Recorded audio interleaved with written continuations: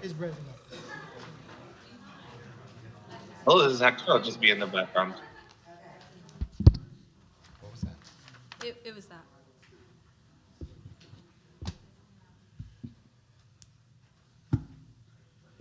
We waiting on me?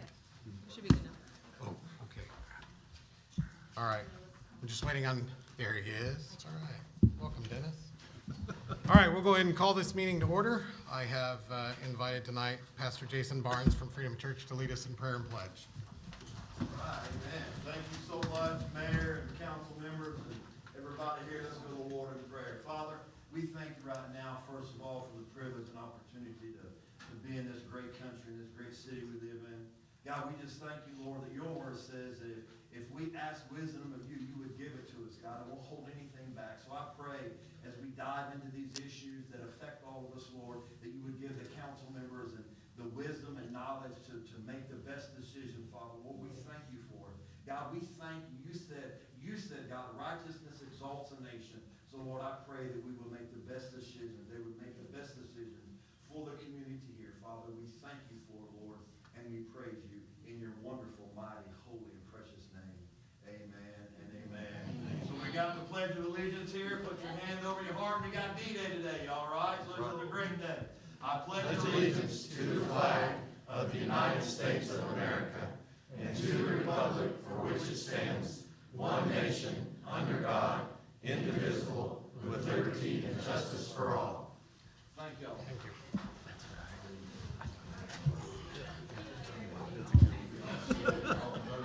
All right. We got a lot to cover tonight, so we are going to, I hope nobody's offended, we're going to do roll call, yes, and then we'll go from there. Terry Lamar. Here. Troy Shropshire. Here. Dennis Nance. Here. Travis Malure. Here. Randy Chitwood. Here. Charles Trammell. Here. Chris Gontier. Here. Bruce Smith. Here. Okay. Thank you. So some of the things that you will see as we go forward, we are working to streamline our meetings a little bit, make things go a little more smooth, and follow some processes that we should have been following and we've just overlooked. So tonight, and only tonight, in the name of getting things covered on our lengthy agenda, I have foregone the department head reports. So those won't be there, but I was told by Carrie that the library is awesome. Check it out. With the summer programs. So there we go. Everybody else has provided what they have for us, and I appreciate the work that they do. I promise you that they are staying busy and very productive, trying to do the best they can for the. Is that better? Yeah. People online, there was some people complaining they couldn't be online the other night. They're here. How are they complaining? Okay. Is that better? Okay. My apologies. We're going to forego the department head reports. We are going to, from here forward, you'll see that our consent agenda, the verbiage in there has been changed and the format of our agenda is changed. That is all in the name of streamlining and is consistent with the way that it is written in the ordinances within our charter. So, however, tonight, because we have an individual here on a Zoom for one of our mayor's report items, we're going to jump ahead to mayor's report item C. And then once we do that one, we're going to get back on the track with the consent agenda. So, Jeremy, are they ready? Okay. So, discussion and possible action for the Pryor Creek Police Department to purchase 4 flock safety LPR cameras for a total cost of $12,600, which includes installation. This is for 1 year and will be a year-to-year contract from account 969655502, Cherokee Nation donation. Discussion. Yes, Can we come back to discussion after Chief Cantrell's presentation? absolutely. Can you guys hear us? Yes. Gotta get the PowerPoint pulled up. They'll have to do You wanna pull the PowerPoint up on your end, or introduce yourselves, and then we can hear you guys. Can you see us, or is it just audio? We can see you. My name is Jim Fink. I'm the territory manager for Oklahoma and Kansas. I've been covering your territory now for 17 years, and I live in Mays, Kansas. Amy, we can't hear you.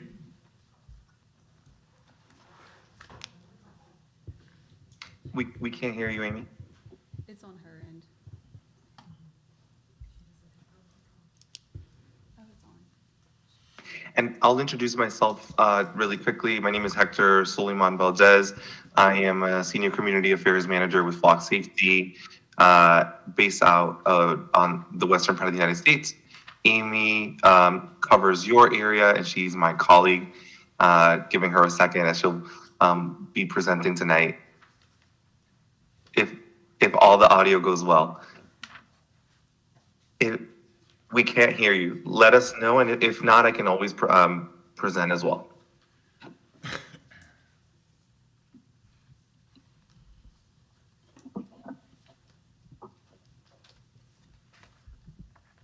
While Amy continues to work on that, I will go ahead and start the presentation.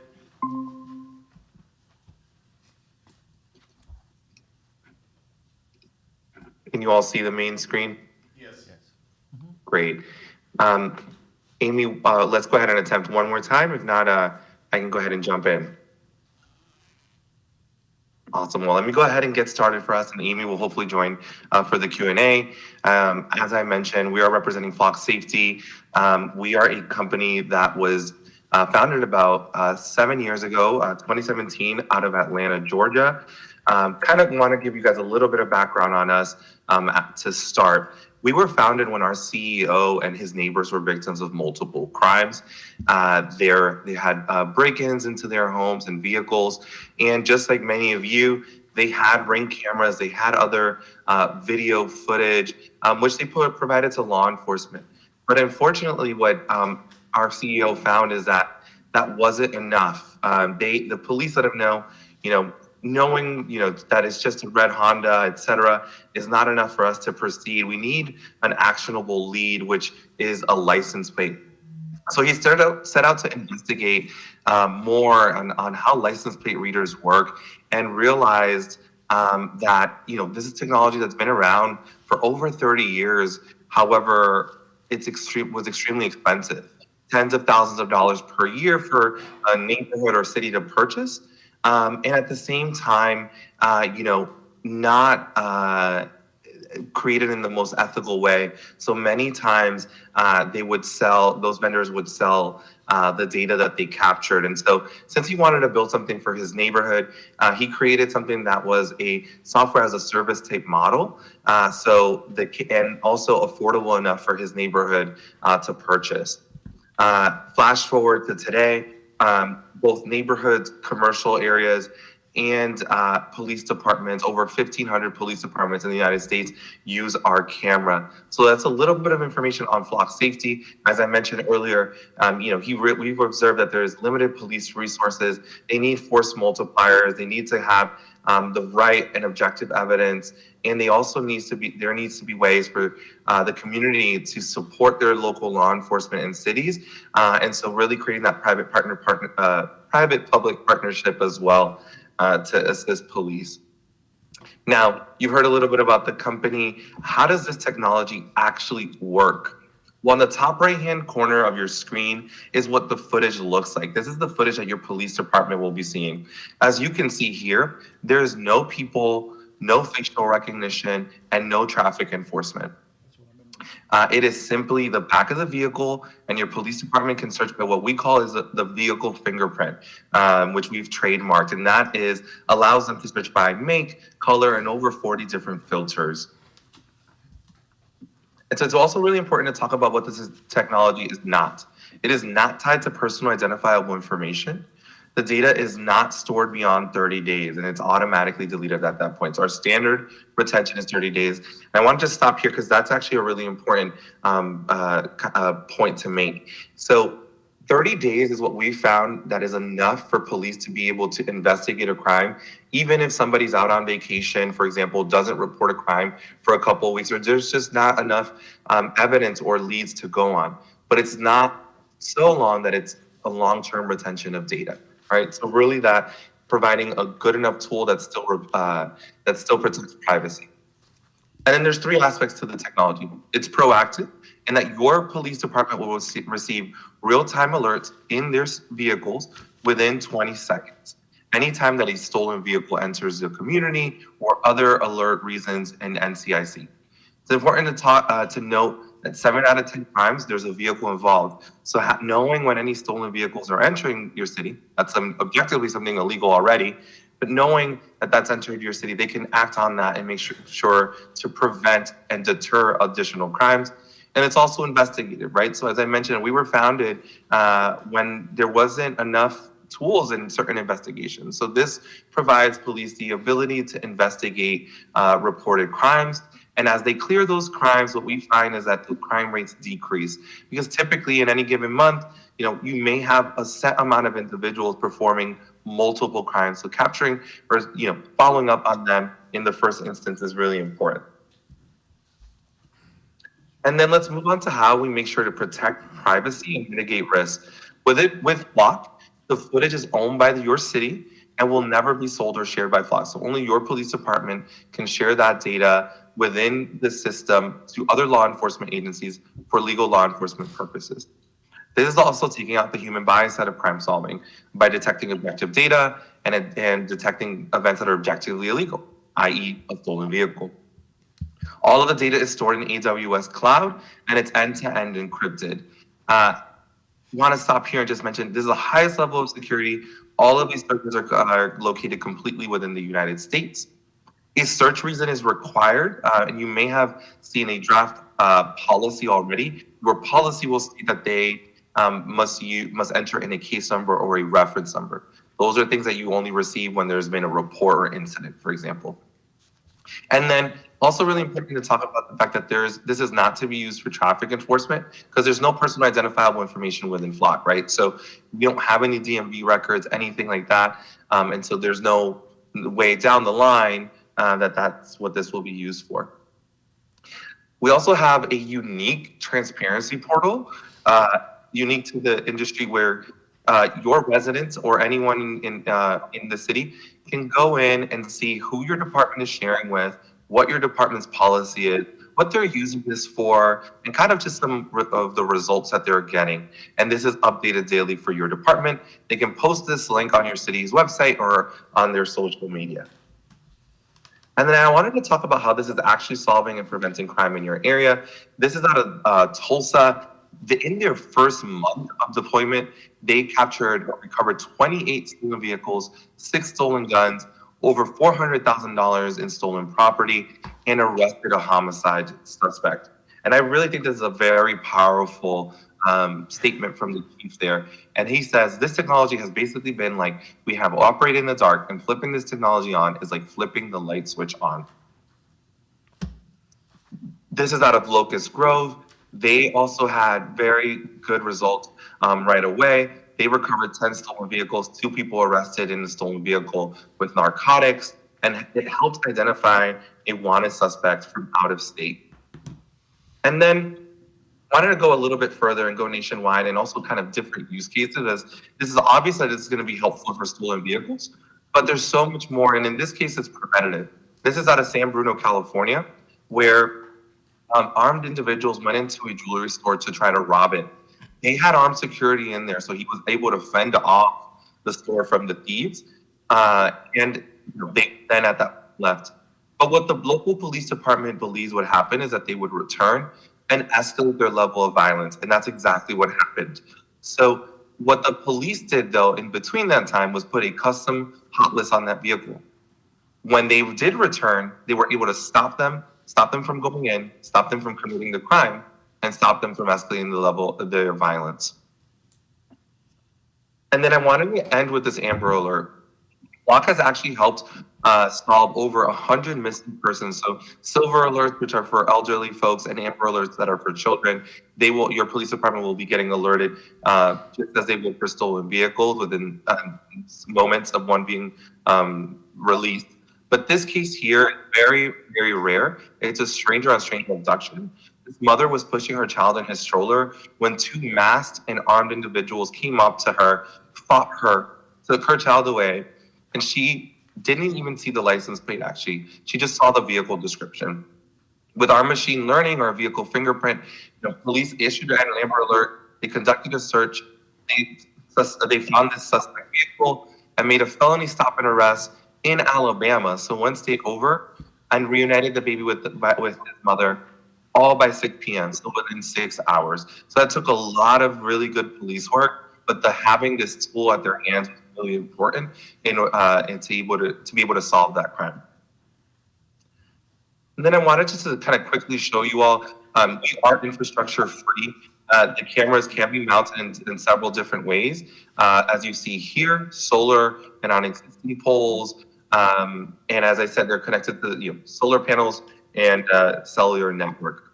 And with that, I did a lot of talking at you all. Would happy to answer any questions. And Amy, if you want to jump in, if your audio is back in, if not, we got it as well. Our machine learning works really, really well, but as you all know, Zoom and Google sometimes not as well. So sorry about that. I guess any discussion or want to go to the petition? Or Do you guys have any discussion? I do. Okay. I did forget, I want to apologize, I did forget we had one petition from the audience, and I do believe it is appropriate to give him that time right now.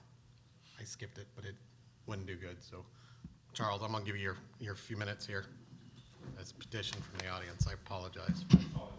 Thank you, sir. In the rush of trying to get things moving, I went past, so, and I believe it's pertinent to the conversation, so thank you. My name's Charles McClellan, former police chief. I'd like to thank everyone for the chance to speak. First and foremost, I believe our new chief of police is doing a great job, supporting 110%. This is not about support the police or not support the police. This is about mass surveillance, and that's what Flock is. It's mass surveillance. I'm here just to bring a couple of I passed out some information. I didn't make any of this up. This is all information that I found out, talking with their chiefs of police, talking with a couple of attorneys. Several states won't allow this technology because they're having issues with it. But it all boils down to trust, because there's not one law that says Flock has to do anything they just told you. There's not one law. If they gave away the data or shared it with whoever or kept it for 2 years, the city has no recourse, nor does a citizen, to go after Flock, because it's a policy. We all know there's probably policy changes on here. Every time department heads changes, we have new policies. There's no law making them do anything that they just said that they're going to do. And that's the issue with this technology. It's new. Oklahoma currently has no regulations on it. City of Pryor, last I looked, doesn't have any. The Amber Alert, you don't need 30 days of data to catch an Amber Alert. Those happen, it goes by. We could do the same thing with a tag reader, which they have. They have automated tag readers that collect the data. 3 seconds later, if it's not a hit, it's gone. This collects the data forever. In fact, they say 30 days. It can be downloaded onto a hard drive or a computer, and it can be there forever. I urge the council to look at the totality of the circumstances. We all want to solve crime. That's Flock's pitch. But there's not one independent study that says it actually reduces crime. Not one. There's some internal studies. The ACLU is 100% against it. They first was for it when it first came out, and as they got to know, especially Flock, they changed their mind. And it's just more about taking control away from the citizens and giving it back to the government. And I think that we all need to be very careful and not rush into anything that takes more control away from us. And I appreciate your time. Thank you. Thank you. All right, council discussion? If I may, Mr. Mayor, I thank the Flock team for being here tonight. Chief Cantrell, I thank you for everything you're doing to protect this community. You, as Mr. Cantrell said, you're doing a phenomenal job, and I think everyone appreciates that. As Mr. McClellan said, the ACLU is strictly opposed to these license plate readers for a variety of reasons. In fact, they have put out 2 reports. One is called "You Are Being Tracked," how license plate readers are being used to record Americans' movements. And the other one, more specific to Flock, was issued March 3rd, 2022. Fast-growing company Flock is building a new AI-driven mass surveillance system. We just heard the positive side of these Flock cameras, and I'm not going to sit here and dispute those. I think there are some positive aspects. But there is also a more nefarious side that all of the citizens need to be aware of before we bring these cameras into our community. I'm not going to sit here tonight and read these 2 reports verbatim. They're lengthy. I know we're busy. But I did synopsize those. And Mr. Mayor, I would like permission to read the key points tonight from these. And I will go as fast as I can, but I will be slowing down at times. From the "You Are Being Tracked" report, license plate readers would pose few civil liberties risks if they only checked plates against hot lists, and those hot lists were implemented soundly. But these systems are configured to store the photograph, the license plate number, and the date, time, and location where all vehicles are seen, not just the data of vehicles that generate hits. All of this information is being placed into databases, and it is sometimes pooled into regional sharing systems. As a result, enormous databases of motorists' location information are being created. All too frequently, these data are retained permanently and shared widely with few or no restrictions on how they can be used. The implementation of automatic license plate readers poses serious privacy and other civil liberties threats. More and more cameras, longer retention periods, and widespread sharing allow law enforcement agents to assemble the individual puzzle pieces of where we have been over time into a single high-resolution image of our lives. The knowledge that one is subject to constant monitoring can chill the exercise of our cherished rights to free speech and association. Databases of license plate reader information create opportunities for institutional abuse, such as using them to identify protest attendees merely because these individuals have exercised their First Amendment protected right to free speech. If not properly secured, license plate readers databases open the door to abusive tracking, enabling anyone with access to pry into the lives of his boss, his ex-wife, or his romantic, political, or workplace rivals. Automatic license plate readers have the potential to create permanent records of virtually anywhere any of us has driven, radically transforming the consequences of leaving home to pursue private life and opening up many opportunities for abuse.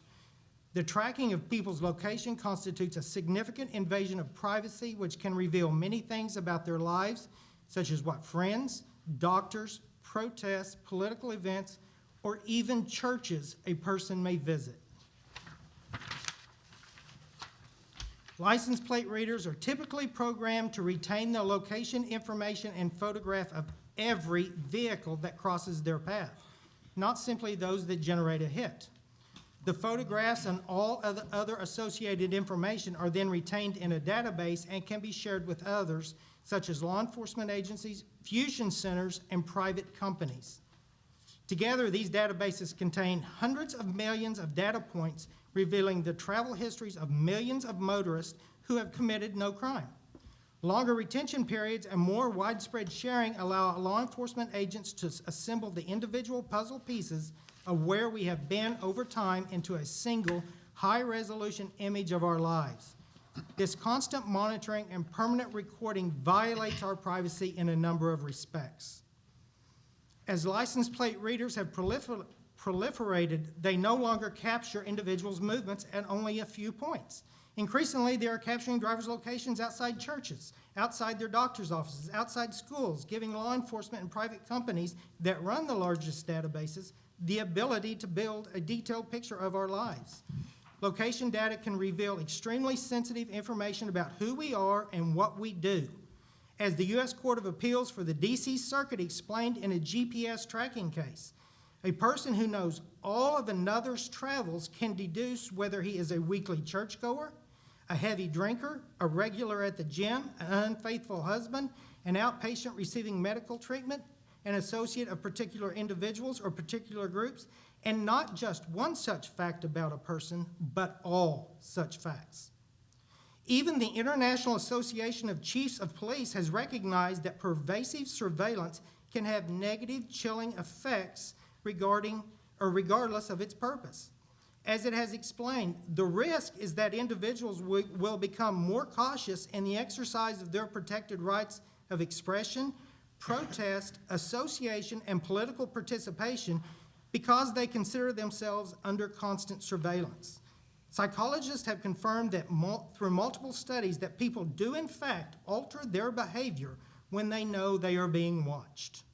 License plate reader systems allow law enforcement agents to enter license plate numbers manually and then receive automated alerts on those plates in the same way they would any plate listed in an approved hot list.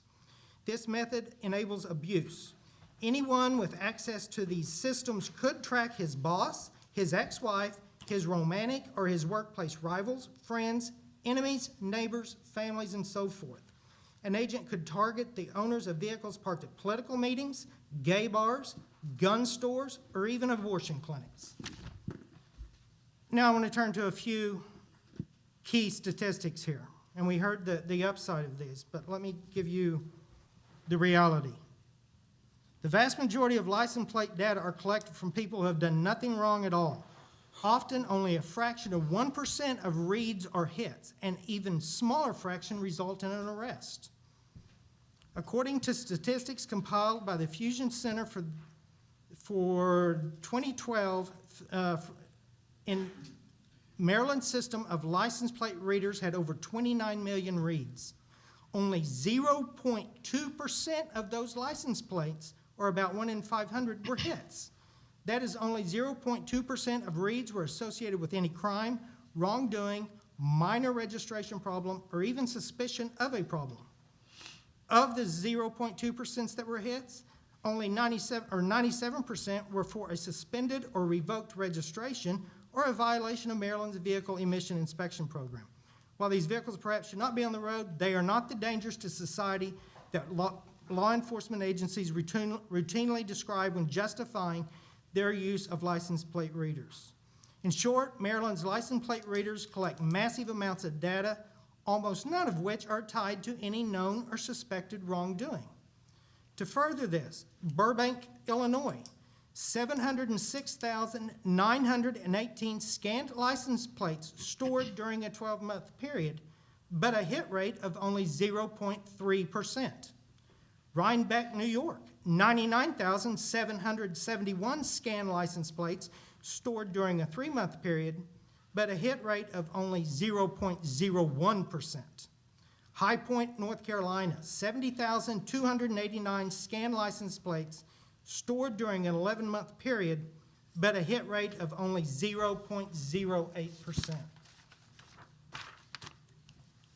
The above information reflects the hit rate, which is the best evidence of efficacy most agencies provided, but is imperfect because hits are not always accurate or even generated based upon the suspicion that someone is violating the law. A more helpful statistic is provided by the Minnesota State Patrol. Of the 1,691,031 plates scanned between 2009 and 2011, just 852 citations were issued and 131 arrests were made. That is only 0.05% of plates read. Then the ACL moved on to a report on the company Flock itself. Again, it's a March 22 report. Fast-growing company Flock is building a new AI-driven mass surveillance system. A new and rapidly growing surveillance company called Flock Safety is building a form of mass surveillance unlike any seen before in American life. It has done so through a business model that effectively enlists its customers into a giant centralized government surveillance network, and the company is aiming to expand its offering beyond ALPR, the license plate readers, to traditional video surveillance, while also expanding its AI machine vision capabilities. Flock can gather information captured by its cameras around the country into its own centralized database because it is a cloud-based service provider rather than a mere seller of hardware. That database is available to more than 500 U.S. police departments. As a business matter, this allows the company to benefit from self-reinforcing network effects. But if Flock cameras become as widespread and densely placed as the company hopes, law enforcement will gain the ability to know the detailed movements of virtually any vehicle for as far into the past as that data is held. This would create enormous risk of privacy violations and other abuses and would have significant legal implications as well. By pulling all the data recorded by its customers into its own centralized servers, Flock not only creates an enormously powerful private-public machine sweeping up data on Americans' activities, but puts itself at the machine's center. It's bad enough when law enforcement agencies engage in mass surveillance, but to have such data flowing through a private company creates an additional set of incentives for abuse. Nor are there adequate checks on Flock. The company says it only keeps ALPR data for 30 days, but no law requires them to honor that promise. Another key statistic. Video surveillance industry research group IPVM found that Flock's system misidentified a license plate state about 10% of the time. Given not the license plate data, the state itself. Given that state misidentification errors have led to innocent people being terrorized by the police as presumed dangerous criminals, that is a real problem. In addition, the FBI's National Crime Information Center database that Flock checks plates against is notoriously inaccurate. In a separate article, the ACLU notes that the National Crime Information Center does not even comply with the 1974 United States Privacy Act's basic accuracy, reliability, and completeness requirements. When the only people running plates were police officers doing so manually and only when they personally witnessed a suspicious vehicle, errors in law enforcement databases like the NCIC occasionally had bad effects. But when plates are being run 500 million times a month, the consequences of errors in those databases become greatly magnified. Here is a very key point. The photos taken by Flock's ALPR cameras capture more than just license plates. The photos are used to create what the company calls a searchable vehicle fingerprint.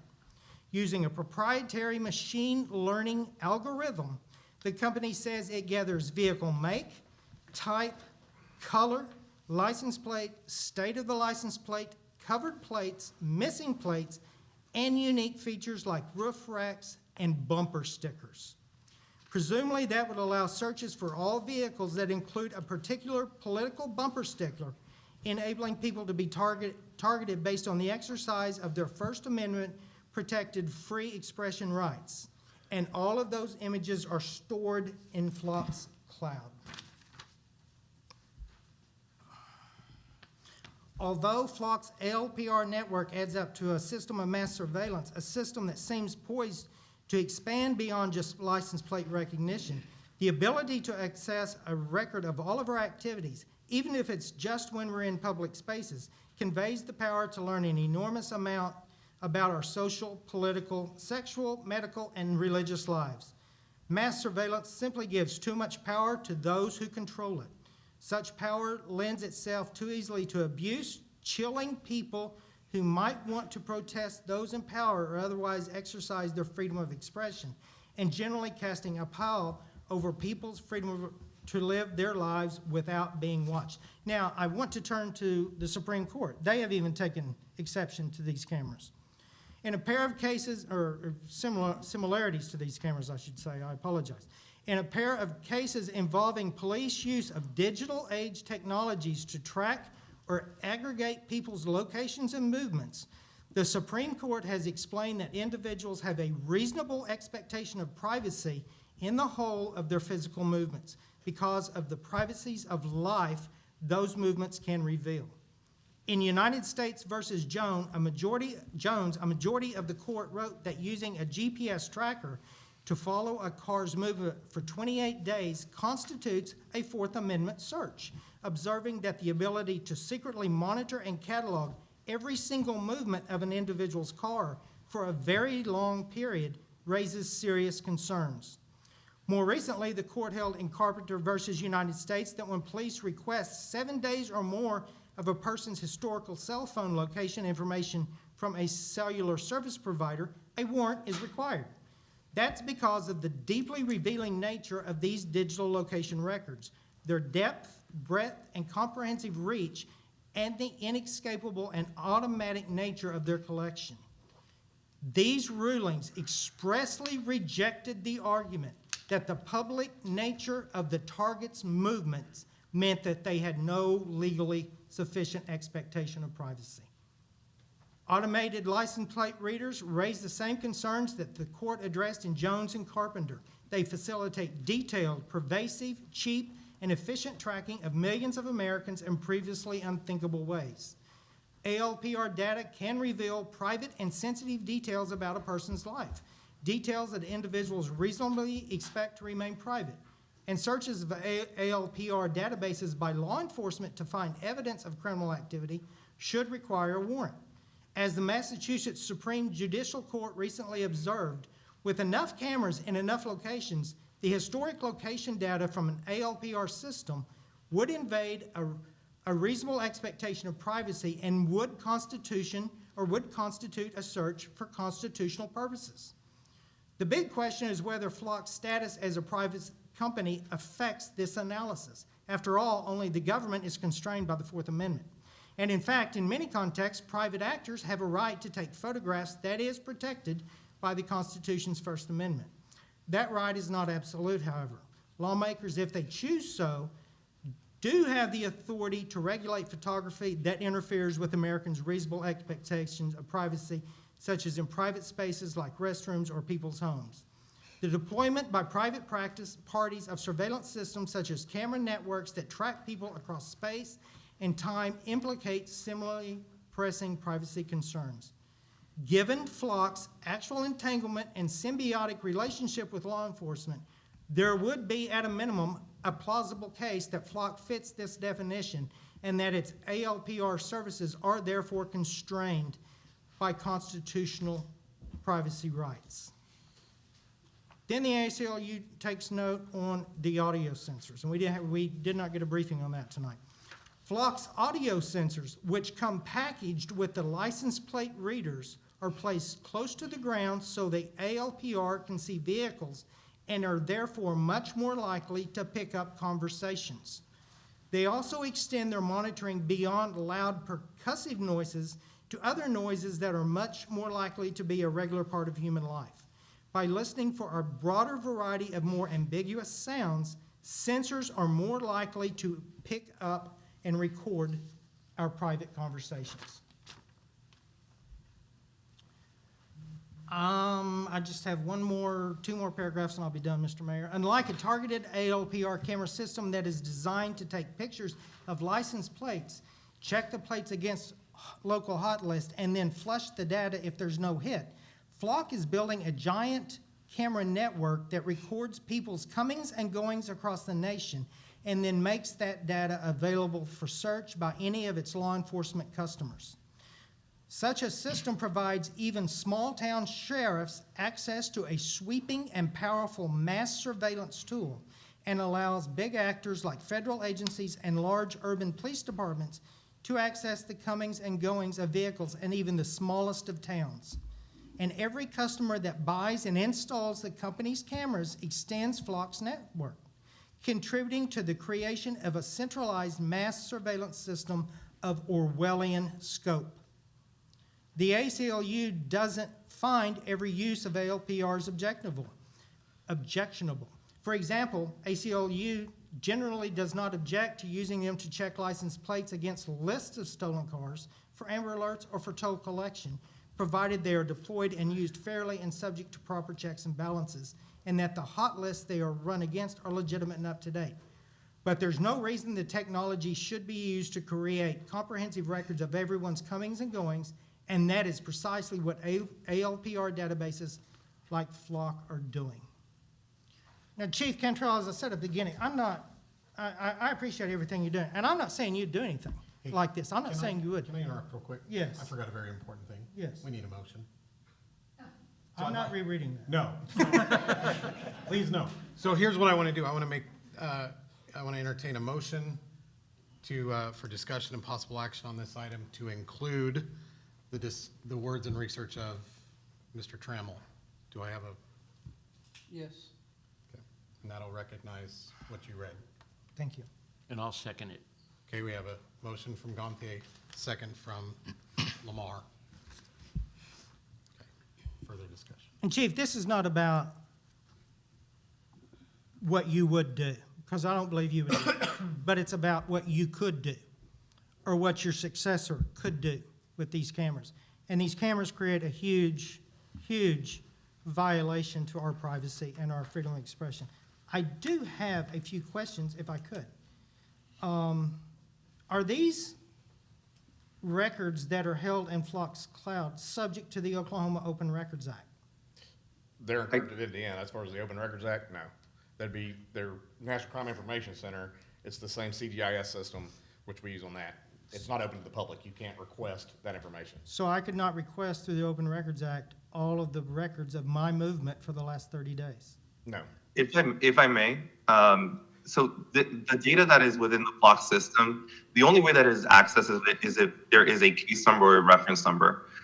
Your policy will state that that is what needs to be created in order for any data to be searched.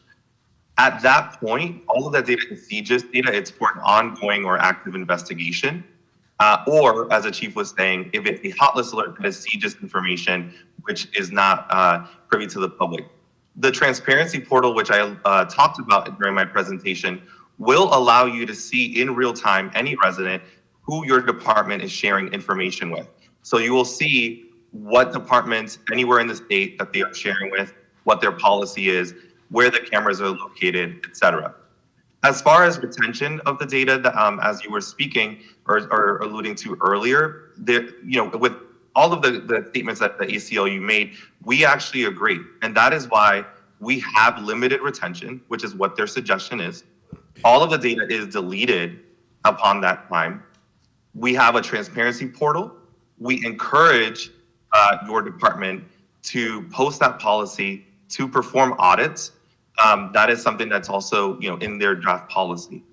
So those are some of the things that we do already, because I think the heart of the question is, how much insight does the public have? And really, they have insight into everything that's public facing with the system. So I want to go back to my original question then. Do I, as a citizen of Pryor, whose movements are being tracked with these cameras, have a right through the Open Records Act? Your movements are not being tracked, because if there is no case, if there's no case, that is with a vehicle that you may or may not have been in, these cameras are tracking vehicles, not people. So there will be images taken of a vehicle. There's no DMV records in Flock. So for your police department to associate that vehicle with a person, they actually have to go and do investigative work outside of Flock. So that's accessing systems that they already have, DMV records, et cetera, to match it to a person. So this is really that first investigative lead. So there's no tracking of people. Now, as far as vehicles, and we can actually talk about the placement of the cameras, these cameras are actually only being placed at the entrance of your city to provide your department with the ability to respond if a stolen vehicle enters your community, right? So at that point, they will receive an alert.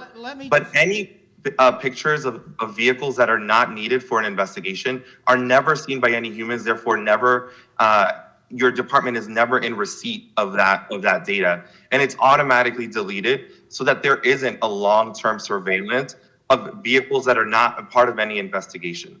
Okay, I got it. Now let me go back and just ask some questions to you. Can you cite the law that requires you to delete that data after 30 days?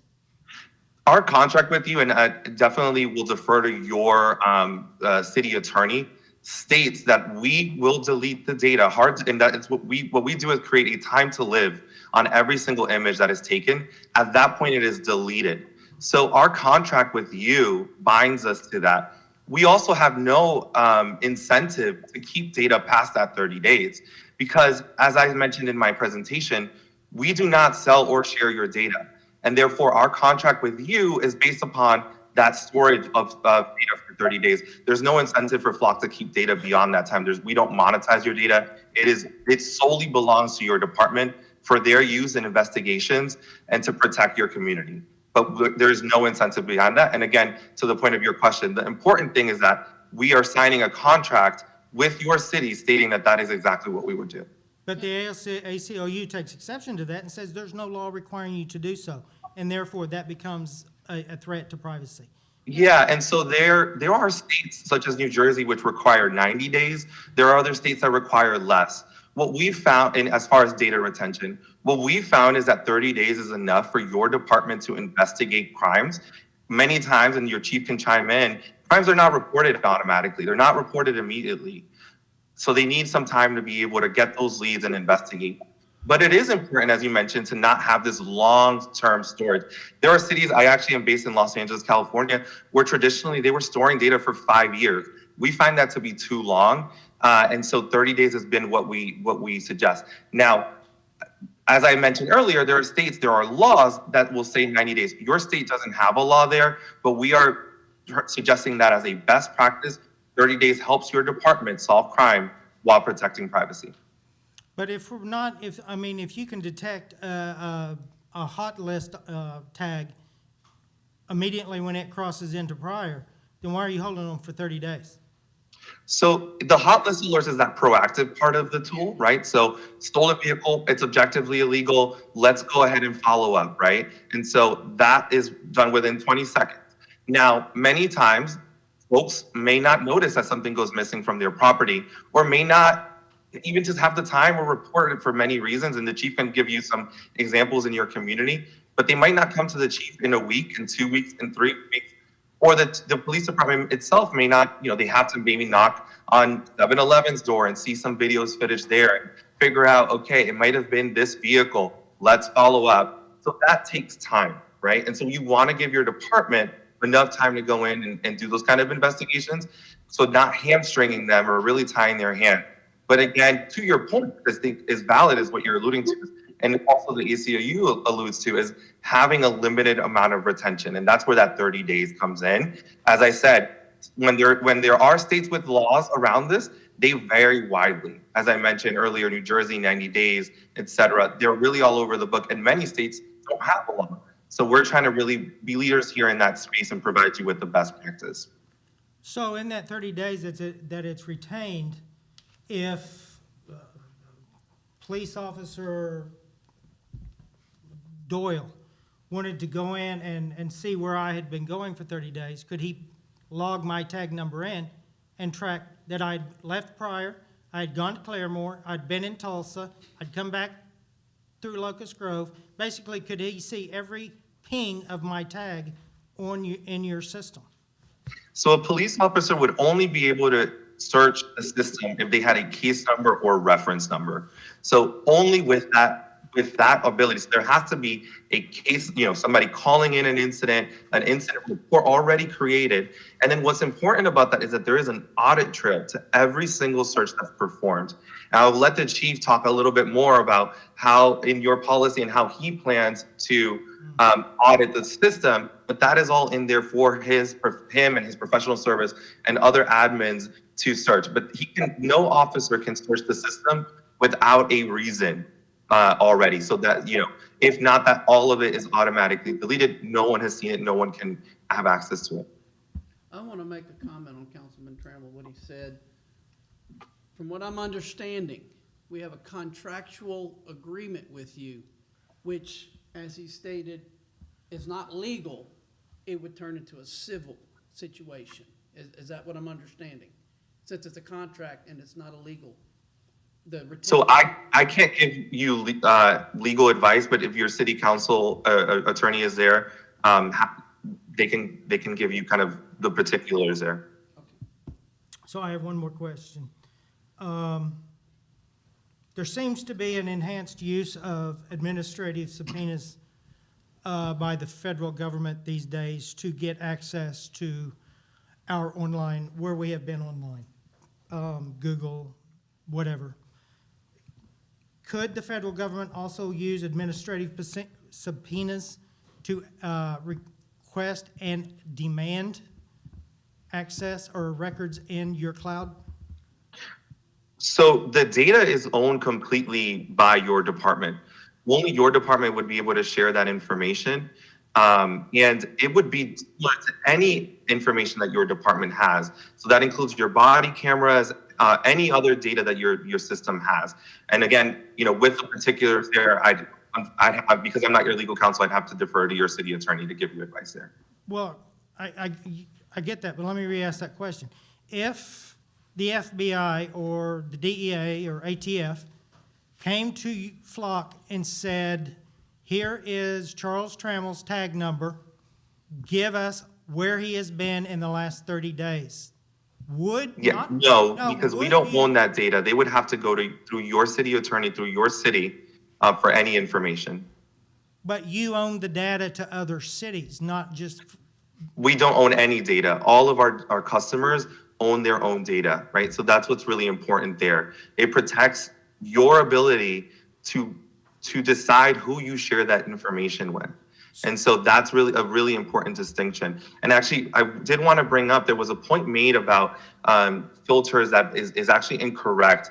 There's no way to identify any speech, any free speech on any bumper stickers. That is a filter that allows many times, and I've actually witnessed it with customers where somebody saw, hey, I thought it was a red car and it had a bumper sticker. That is what they can search. So I do want to mention that because I think that's a very important point to make where there may be confusion as to how it could be misused. And so that, in combination with the fact that you already have to have a case number, it really does add extra protection there. But to again go back to your question, we don't own the data.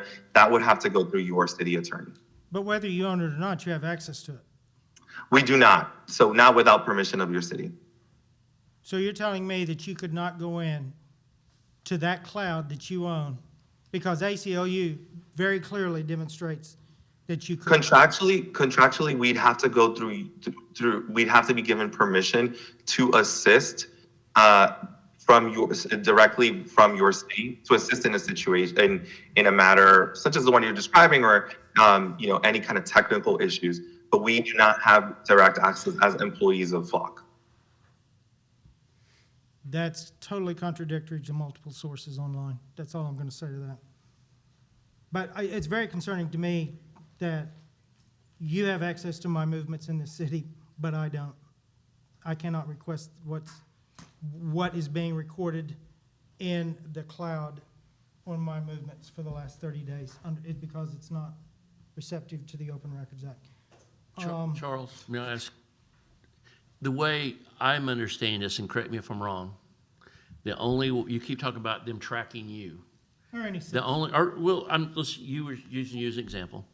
The only way they can track specifically you is if you have been identified already as a potential bad guy or a suspect in a case, and it has and you're a suspect. Then they can track you because you've been assigned to a certain case or criminal investigation, right? Not And just it's you as the an tag individual number every on day. the vehicle. August 19th, 2022, we had a murder here in Pryor. They pulled that information that the suspect vehicle that he was in, it was a female's vehicle, got the tag number, pulled it, gave it to the U.S. Marshals. They zeroed in Oklahoma City where that car was pinging at on cameras, and they were able to arrest the suspect in the murder here in Pryor. That's August 19th, 2022. Real-time information, we have access to it. We request other law enforcement agencies anyway. It's proactive policing, and it's keeping up with technology. We have access to a lot of information that we are held by law to protect. This is no different. It's through our department. Driver's license tags, we can do that anyway. as law enforcement, and we're upheld by law to protect that information. We have a lot of data on people that we store and that we have access to. You know, I mean, that's why you trust the people that are doing the job. Chief, have you talked to any other departments in the state of Oklahoma? Charles kept bringing up examples in his source there of other states, but have you specifically talked to any of your counterparts in the state of Oklahoma that's using these cameras, i.e. Tulsa, Locust Grove, et cetera, and got any kind of feedback? I called Windrunner Eagle, which is the chief at Locust Grove. He's the one in Mays County that has it. He says it's a game changer. He says it's that real-time information. And I've got a couple sources. Walmart got hit twice last week or the week before. $10,000 was one time. It was a group go in, they stole $10,000 worth of merchandise, left. They had the vehicle information, like vehicle make or type, make, things like that. Didn't have a license plate number. Had kind of descriptions of the people that were in it. And then one hit them for $6,000 in the other day. And their loss prevention is talking to us, now our asset protection is talking to us now about getting license plate readers set up on their entrances because of that reason, just because they're getting hit with crime. It's crime prevention. The other stuff with the hearing your stuff in your vehicle, that's not what we have. It's literally reading your license plate and just helping with crime, getting bad guys off the street. Mr. Mayor, the law enforcement side of me says this is a good thing. I realize what Mr. Tram was saying, but in reality, our worst enemies is right here. They track you everywhere. Get on there and talk about a pig, and there'll be a pig on there for sale. So we're being tracked, and I don't think you've got an expectation of privacy on a car tag. No, that's not correct. Everybody can The see it. the Everybody Supreme can follow Court it. Clearly stated, you do have an expectation.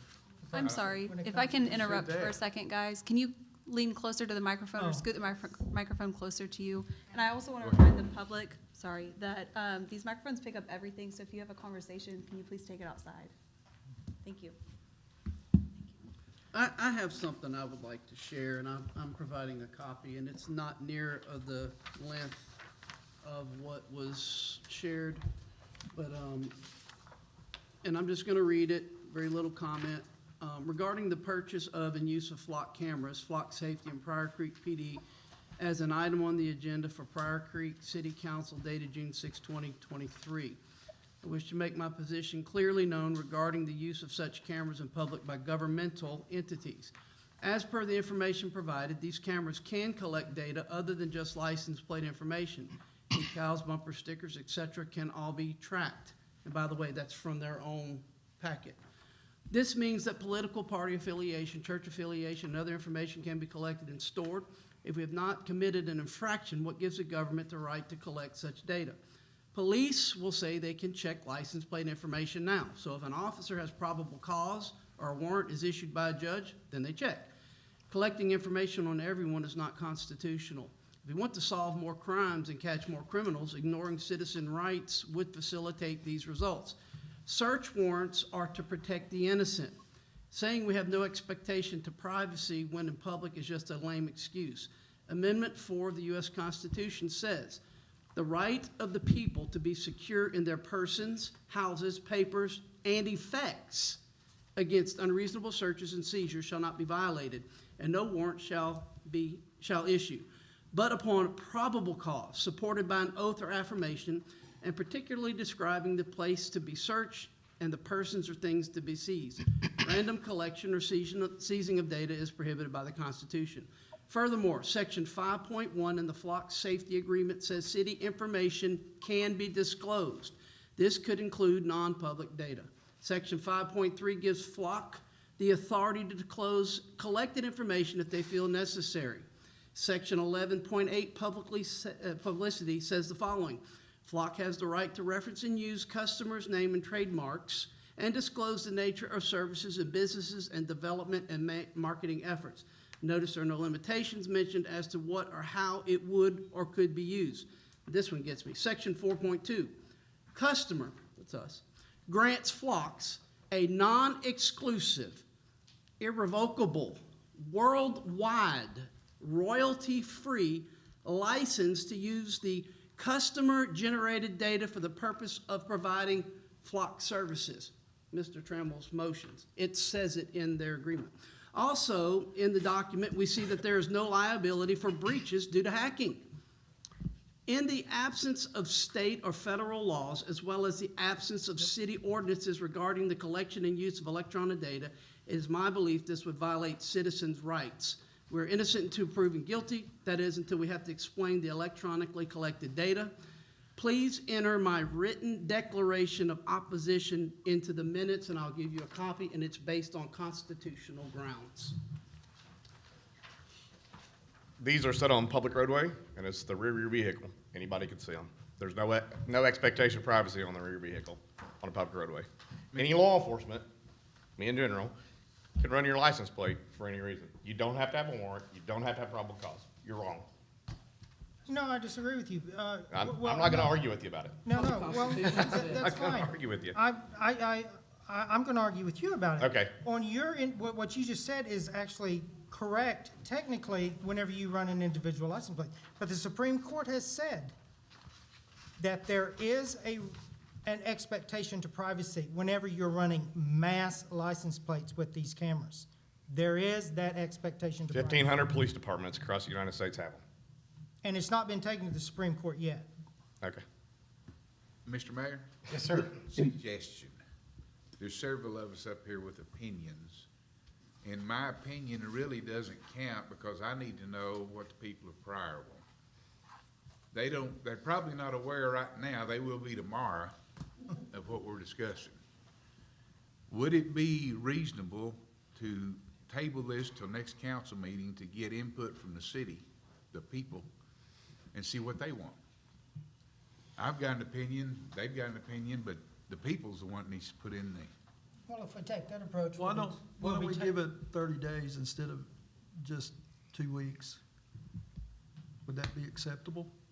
30 days, they may go to sleep. But if we, I don't think we can, because with the motion, don't we have to, You can address amend the the motion. motion? You can amend The motion can be Amendment. amended. But I'd like to, in all respect to all opinions, I'd like to hear what everybody would have to say on that, if you have an opinion. Well, Give everybody a- I've got a couple of other questions that haven't been brought up. Now, these are going to be different questions. The first question I have is, how are these cameras going to be, where are they going to be put up? And how are they going to be secured? And are they going to be high up in the air, like on where the signal lights are? Are they going to be closer to the ground? Where are these going to be located, basically? So there's going to be one by McDonald's. I've already talked to MUB, got their permission to put them on their light poles. So they're going to be 16, 18 foot up in the air. Okay. There's going to be one by McDonald's, one by Orchland's, one facing northbound, one facing southbound, one by Clark's Body Shop, one just to the east of Graham and Elliott. The reason I'm wondering about that is because it says on the remedy for defect, warning and disclaimer, 8.2, replacements. In the event that flock hardware is lost, stolen, or damaged, customer may request a replacement of flock hardware at a fee according to the reinstall fee schedule. So that means that they are not responsible for any of that. And I have a cost list here of what it would cost us to actually replace Some of that's that. not accurate. I talked to them today about that because that was brought up.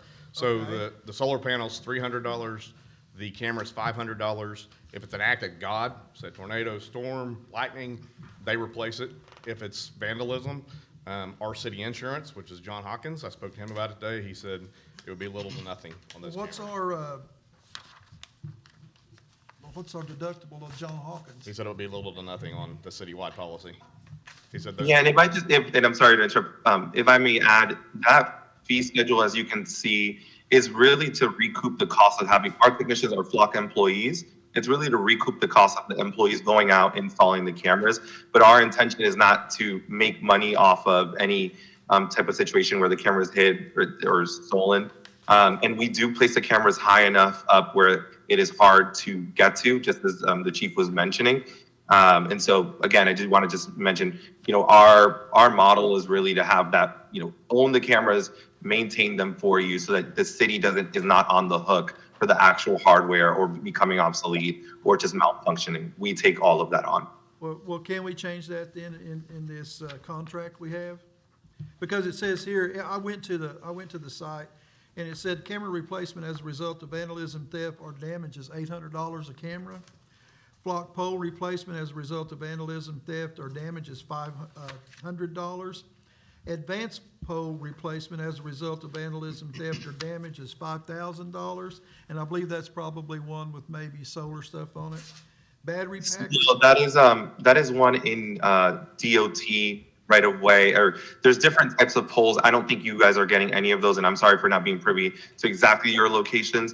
But in your situation or in your case, it should be on the lower end, because I think you're using existing infrastructure plus our solar panel. Because he just said they're gonna be on mud poles. It would be on mud poles. None of the poles are in part of Sure, that. sure. And I think But if we anybody would have have a- vandalized those, Jared would take care of it. Okay, but it, It's the camera itself.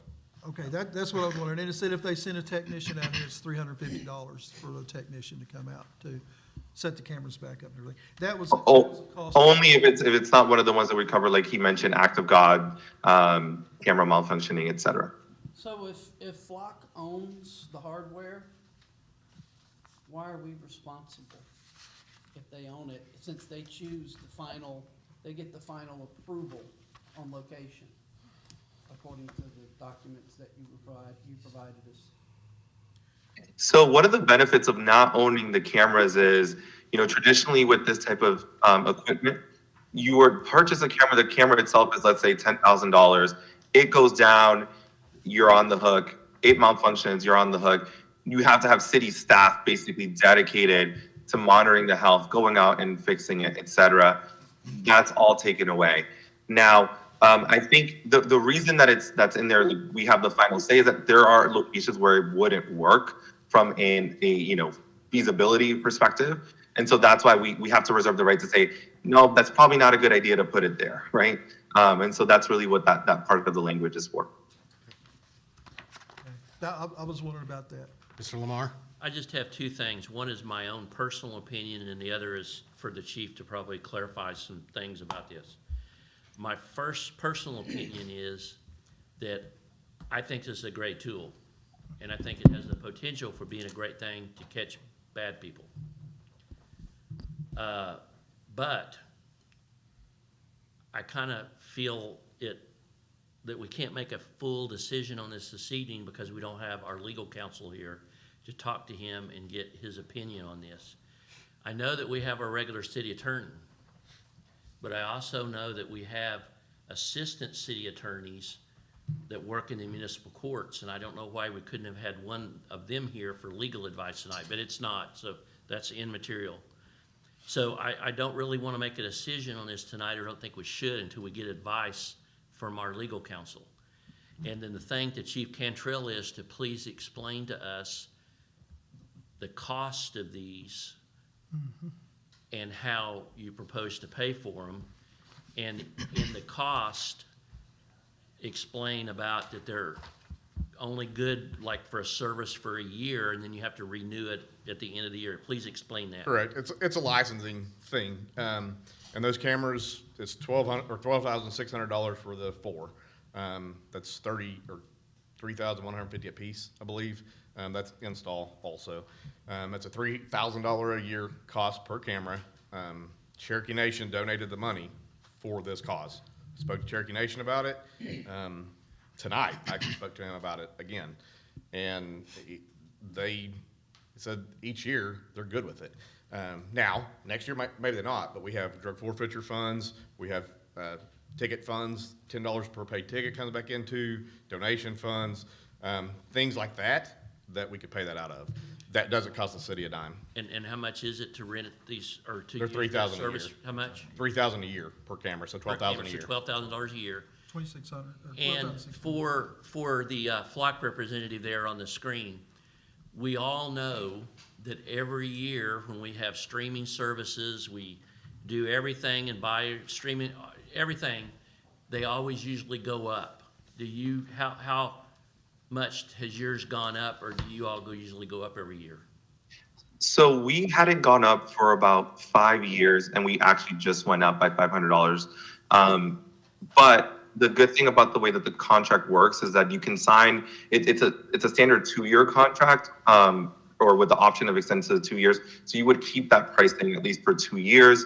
And you do have options to also, if desired, go past that as well to lock in a price. So that's an option for you as well. Okay, thank you. Mr. Mayor? That's all I have, Mayor. Okay, yes, sir. One little big thing. One last thing. This is a perfect chance for us to try this if we decide. Of course, the main thing is what the people want. If the people get us information that they want or don't want it, fine. If they do want it, we've got a free shot at it. Cherokee Nation is gonna pay for it. If we don't like it in a year, we can get rid of it. If it's our responsibility to make sure it's not abused, because I think the potential's there, just like Mr. Trammell said, to abuse it. But if we watch it, we should be in good shape. But that's, there again, that's depending on what the people want to do. Well, I have to bring up the bad news. The bad news is, I've looked at that line out of 96,965, 5502, and we only have $2,196 in it. Mayor So- forgot to mention that there was a scrivener's error. The account is 96004502, which has the full $30,000 deposited. for Yes, Cherokee I Nation. apologize. Okay. I do have that written down, 9600054, or 4502. So yes. Also, the contract would have to be a year-to-year contract, fiscal year to fiscal year. We could not do any two-year contracts. Right. And that's what Kim Richie has recommended in the Well, past. I was just wondering about where we were gonna Pull the money from? pull Yeah, the I money get it. from. And I just want you to be aware, Locust, Rogers County, Tulsa, Catoosa, Jinx, Tulsa County, all of them have these. That's why Flock is the one we want to go with, because we have access to those points. We have access at this point to them. That's how we caught the murder suspect in 2022. We saw on the news this morning where they had caught a couple of stolen cars in Tulsa this morning with the system. Yes, it's a very helpful tool. At this point, I would be agreeable to amend my motion that we revisit this again, July 4th would be the first, or are we gonna meet the 4th or the 5th? No, we will not meet on the 4th. We'll have a date in there. The first regular scheduled or scheduled meeting In in July. July. I believe it's July 5th. July 5th. If I can make a recommendation, Mayor. Yes. I know city attorney does a lot of good for us. You also have OMAG on your side. They have a lot of attorneys. You pay for them through your insurance. I would recommend any questions, legal questions you have, compile them, and I can get my contact to them, and you can send them, and they will get back with you within a week of their legal opinion. Like that, I would agree to that. If you guys have legal questions, get those to me and We we'll can get compile those. the questions and turn them in next So- meeting, and that would As still, far as on my that'd polls, still give us 2 weeks to send it on. Let's get those to me. I can forward them on to the attorney. That way we don't have to spend the whole meeting just Sure. compiling those. We can kind of be a little proactive on that. But like I said, I would be willing Okay. to amend my motion to the first council meeting in July. Do you have a second to that? I will be in favor of amending that. However, I would like to ask, does the other three members of our colleagues that have not expressed any opinion of it, do they have anything to add to this? I agree with what you said. You said it very well. But I like the idea of waiting and talking a little bit too. I think could be a huge benefit to the police department. And it's not like we're breaking new ground. It's been used in Tulsa, and it sounds like we have complete control over the data and how it's deployed. I'm fully supportive of it. Joe, what? It's a good tool. I'm in support of it. Yes, it can be traced. I know it's been brought up to keep data for 30 days. Something happens today here in Pryor. By the time it gets entered in the system, somebody goes through Tulsa 3 or 4 days later before it gets picked up, or maybe even a week later. But I do agree, it's a good enforcement tool. But yes, we do have some questions that we would like to have answered. We have a motion. Do we have the opportunity to change the agreement that was presented in the package tonight? In other words, instead of 30 days, 10 minutes? A That would retention be- period of 10 minutes. That would be in those questions you'd bring to us for Jeremy and for Kim. Yeah, and as far as retention, that is something that we leave to the publicly elected bodies such as yourself. As I said before, the investigative portion of this, and I'm sure the chief will agree, is really important. And so most crimes are not reported within 10 minutes, for example. So that's something just to note, but you all are the ultimate say there. We have a motion to table and to amend to a table in a second. Can I request the clerk read the motion as it's reading so that You we know can, sure. exactly what we're voting on, please? You originally voted to, you gave me a motion and second to approve, and we are amending it to table until the first council meeting in July. Okay, thank you. Are we good? Yes, sir. That's, I want to be clear. We have a motion and a second. Let's call for the vote. Lamar, Yes. Shropshire, Yes? Yes. Malure, No. Chitwood, Yes. Trammell, No. Gantier, Yes. Smith, Yes. Thank you, Chief. Okay. All right, let's move on. Thank you all so much. Have a good night. thank you. Thank you for your time and your patience. All right. Mr. Mayor, before we move on to the consent agenda, and I apologize, I know it's a busy night, I do have one more question. Given we're not doing department head reports, I would like to ask the Chief Cantrell one question, if I could. Yes. It regards the animal shelter. When did they change their hours to only 1 to 4:30 weekdays? That's not changed. They're 10 to 4, I believe. Trammell would know that, but their hours haven't changed. Now, one's been gone on vacation for 2 weeks, so that might have been why. Peggy's been gone. Okay, because I had a citizen report it today that there's a note on the door, only 1 to 4:30. No, maybe today because she's been gone, but it's open to 10. 10 to 4:30? I believe so. Thank you. Mr. Mayor? Yes, sir. What if we could have a short break before we get into this? Because it may be a while. No, it'll go quick, but we'll take a 5-minute recess. Everybody be seated again in 5 minutes. No.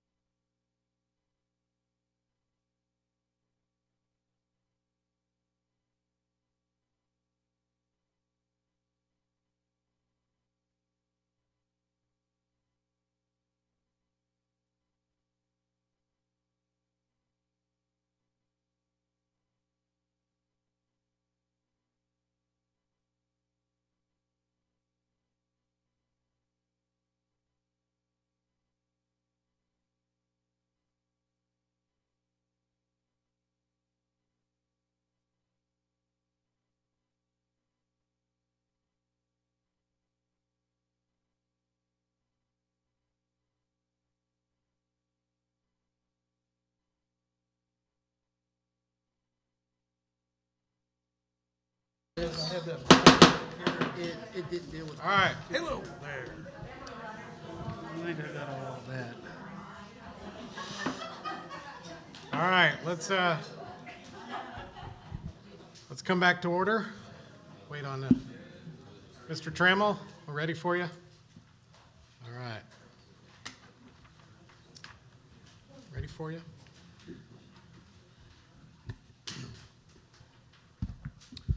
All right, so at this point, we're going to move on to the consent agenda. With no action on items J and item T, do we have a motion to accept the consent agenda? We have other, Well, we need to discuss,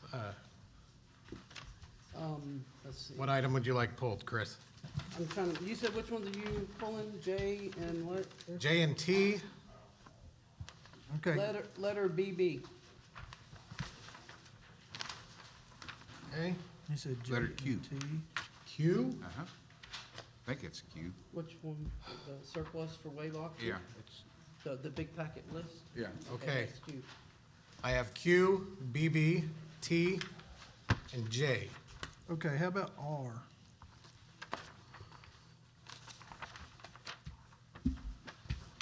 R? Well, the reason again is you guys are saying that we have, you said $30,000 donation? Hey, we'll discuss that when we get to it, but we're Okay. gonna pull. All right, Courtney, we're gonna pull J. We're going to pull Q, R, T, and double B. Which one? And F. Yeah, Okay, so to clarify, we are taking no action on J and T, but pulling the remaining off for discussion. Correct. Okay. so, I'm sorry, which ones are we not gonna, We have no action. All right, listen, I'll tell you one, I'll say it. J and T are no action. We are removing F, Q, R, and double B. did you say P as in Paul? just a, Mayor, did you say P as in Paul? Double P, or double B, BB, like boy, boy. it's F, Q, R, and double B. Did everybody get that? Are we good?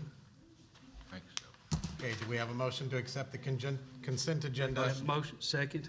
We have who did the Nance has motion. Chitwood has the second to approve the consent agenda. Randy, were you here last time? Yep. Okay, just making Okay. sure. All right, I knew you'd missed one, so I was trying to figure out which one. let's call for the vote. Shropshire, Yes, Nance, Yes. Malure, Yes. Chitwood, Yes. Trammell, Yes, Gantier, Yes. Smith, Yes. Lamar, Yes. Okay. Item F, approval to transfer $13,921 from 02-221-5091 to 02-201-5091.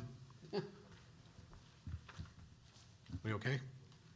Due to payment to architectural flooring being expended from 02-201-5091 in error. This payment was flooding repairs in the library. Do I have a motion? Motion. Second. I have a motion from Chitwood, second from Malure. Yes. That account, the general repair and maintenance, we're gonna, that account currently has we're gonna put 7623, that'll bring it to 2150, or 544, so, is that correct? Did I say that correct? I don't have the math in front of me. Okay, I so, just know why we're doing it. why are we doing it? So it wasn't an error. The money was taken out of the 201 account because that's how it was approved at council. So we had to take it out of the 201 account. When it was deposited, when we got the insurance check, it was deposited in the 221 account. So we just have to move it over so that Okay. all of those line items county. make sense. good. And that's the repair, general repair and maintenance. Right. That would give us the 21,544 in that account, which is sufficient to cover that amount. So understanding you correctly, the money was already deposited elsewhere, we just need to put it in the proper place. Right, Right. yes. Thank Yeah, it was deposited in the 221 account, which is the library's repair and maintenance. but council approved it to be paid from the 201 account, which is the general fund, big repair and maintenance, so we just have to move all that money back over to where it got taken out of, so. Further discussion? Okay, call for the vote. Nance, Yes. Malure, Yes. Chitwood, Yes. Trammell, Yes. Gantier, Yes. Smith, Yes. Lamar, Yes. Shropshire. Yes. Okay. Item Q, approval to surplus the following items from the Pryor Creek Police Department and list for sale on the Purple Wave auction site. Do I have a motion? Motion. Motion Second. Gantier, second Chitwood. Discussion? Mr. Mayor, I think these are be inappropriate to put on Purple Wave. It's more of a heavy equipment site. We may want to have a city auction or something else, but Purple Wave, I don't think will take these smaller items. I believe they will, and they don't have any problem. Have you talked to them, Mr. Mayor? Do I- Specifically, have you talked to Purple Wave? I have not talked to them. Well, when you go onto their website to buy stuff at an auction, their stuff is like equipment, boats, heavy tools, not single bags of coins or various bags of jewelry. It's more like heavy equipment. So we were just concerned that may not be wasting your time on that. Purple Wave auction stuff. The question is it appropriate to put the items that we have on that surplus list on there? Yes, Some of the smaller items. They said They they would do do it all. take that kind of stuff? Well, they told us they would do it all, and it saves us from bringing somebody else in to do it or trying to do a public auction, so they said they would. Now, when they get seeing the list of stuff. but- Right, because when you go onto their website to purchase things on there, it's cars, boats, heavy equipment, not bags of jewelry and such. It's, Yeah, we explained the situation to them, and they said, yes. We'll be the first ones because they've never done it before. We were breaking ice. Yep, and that's why we were like, one place, do it, get rid of it. well, if they do it, fine, but Yeah. The new police department does clean up, everything's to the bay, and signs gone, grass is mowed. Okay, there you go. Further discussion? Thank you. All right, call for the vote. Malure, Yes. Chitwood, Yes. Trammell, Yes. Gantier, Yes. Smith, Yes. Lamar, yes. Shropshire, Yes. Nance. Yes. Item R, approval for the Pryor Creek Police Department to purchase 3 Stalker LiDAR RLR, total cost of $8,085 from account 969655502, Cherokee Nation donation. That also has that scrivener's error, so it'll be 960004502. Since the other item was tabled, that full 30,000 is available currently. Okay. Make the motion. Oh, sorry. We have a motion. Second. Chitwood, second from Shropshire. Scrivener error. That was my big question about where the money was gonna come from, because that. Yes. Correct, we talked about it earlier because the Yeah. account was messed up, and we got it fixed. And even if we would have approved item C, we would have had the money to come out of it, we would have had 6,000 come out of that account, and then the other 2,000 out of another account. Okay. So does everybody understand how these accounts work? Just for clarification's sake, if you don't, let me know right now and I'll explain it gladly. So where we have the 000s, those are all incoming accounts for these donations. Courtney, correct me if I'm wrong. So when Cherokee Nation gives us an account, it goes into the 96000. Sub-account 4502 is the designation for the department. And then the 965 would be where it would be paid out of. Typically, yes. In this case, this does not have the correct outgoing account, so that has to be fixed later on my end. So that's why it's a 000 today. Okay. What's your LiDAR for? So the radars what we have now, they're handheld. And the radars that we have now were here when I was here, back 16 years ago.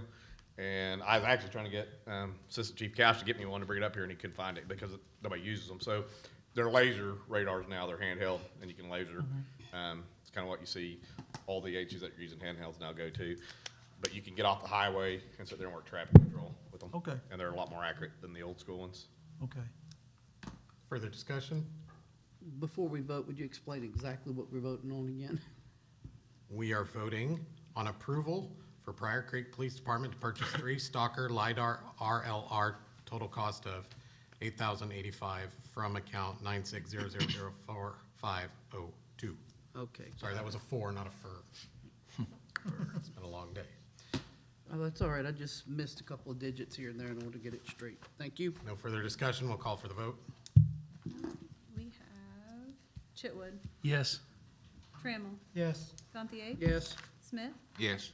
Lamar, Yes. Shropshire, Yes. Nance, Yes. Malure. Yes. Okay, thank you.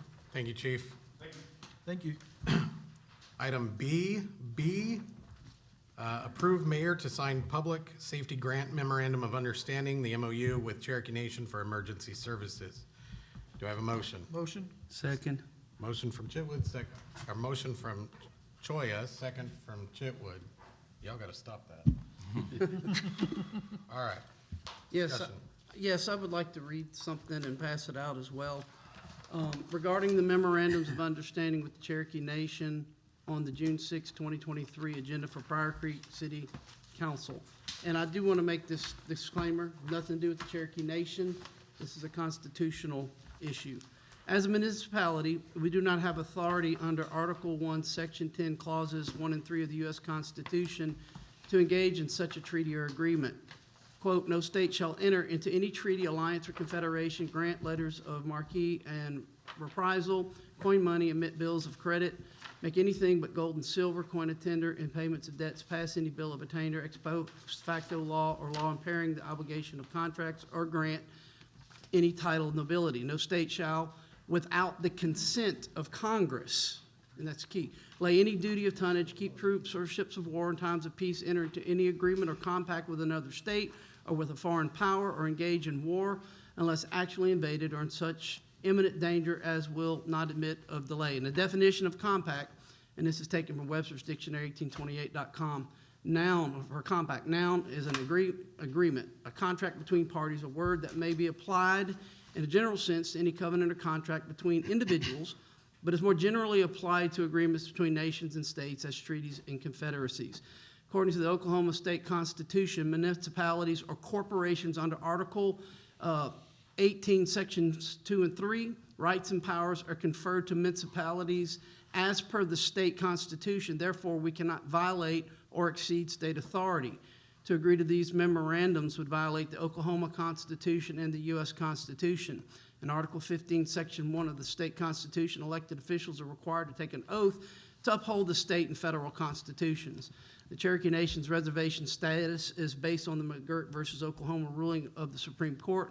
Constitutionally, the Supreme Court cannot make such a determination. The fact of the point is this: without congressional approval, we cannot agree to this regardless of whether the Supreme Court was correct in its decision. Now, exactly how does McGirt apply to the Cherokee Nation? On page 37 of the Supreme Court's opinion regarding McGirt versus Oklahoma, we see the following, quote, each tribe's treaties must be considered on their own terms, and the only question before us concerns the creek. According to the written opinion of the Supreme Court, the McGirt decision has no relevance to the Cherokee Nation. Oklahoma Title 51-36-6, and this is an oath that we take.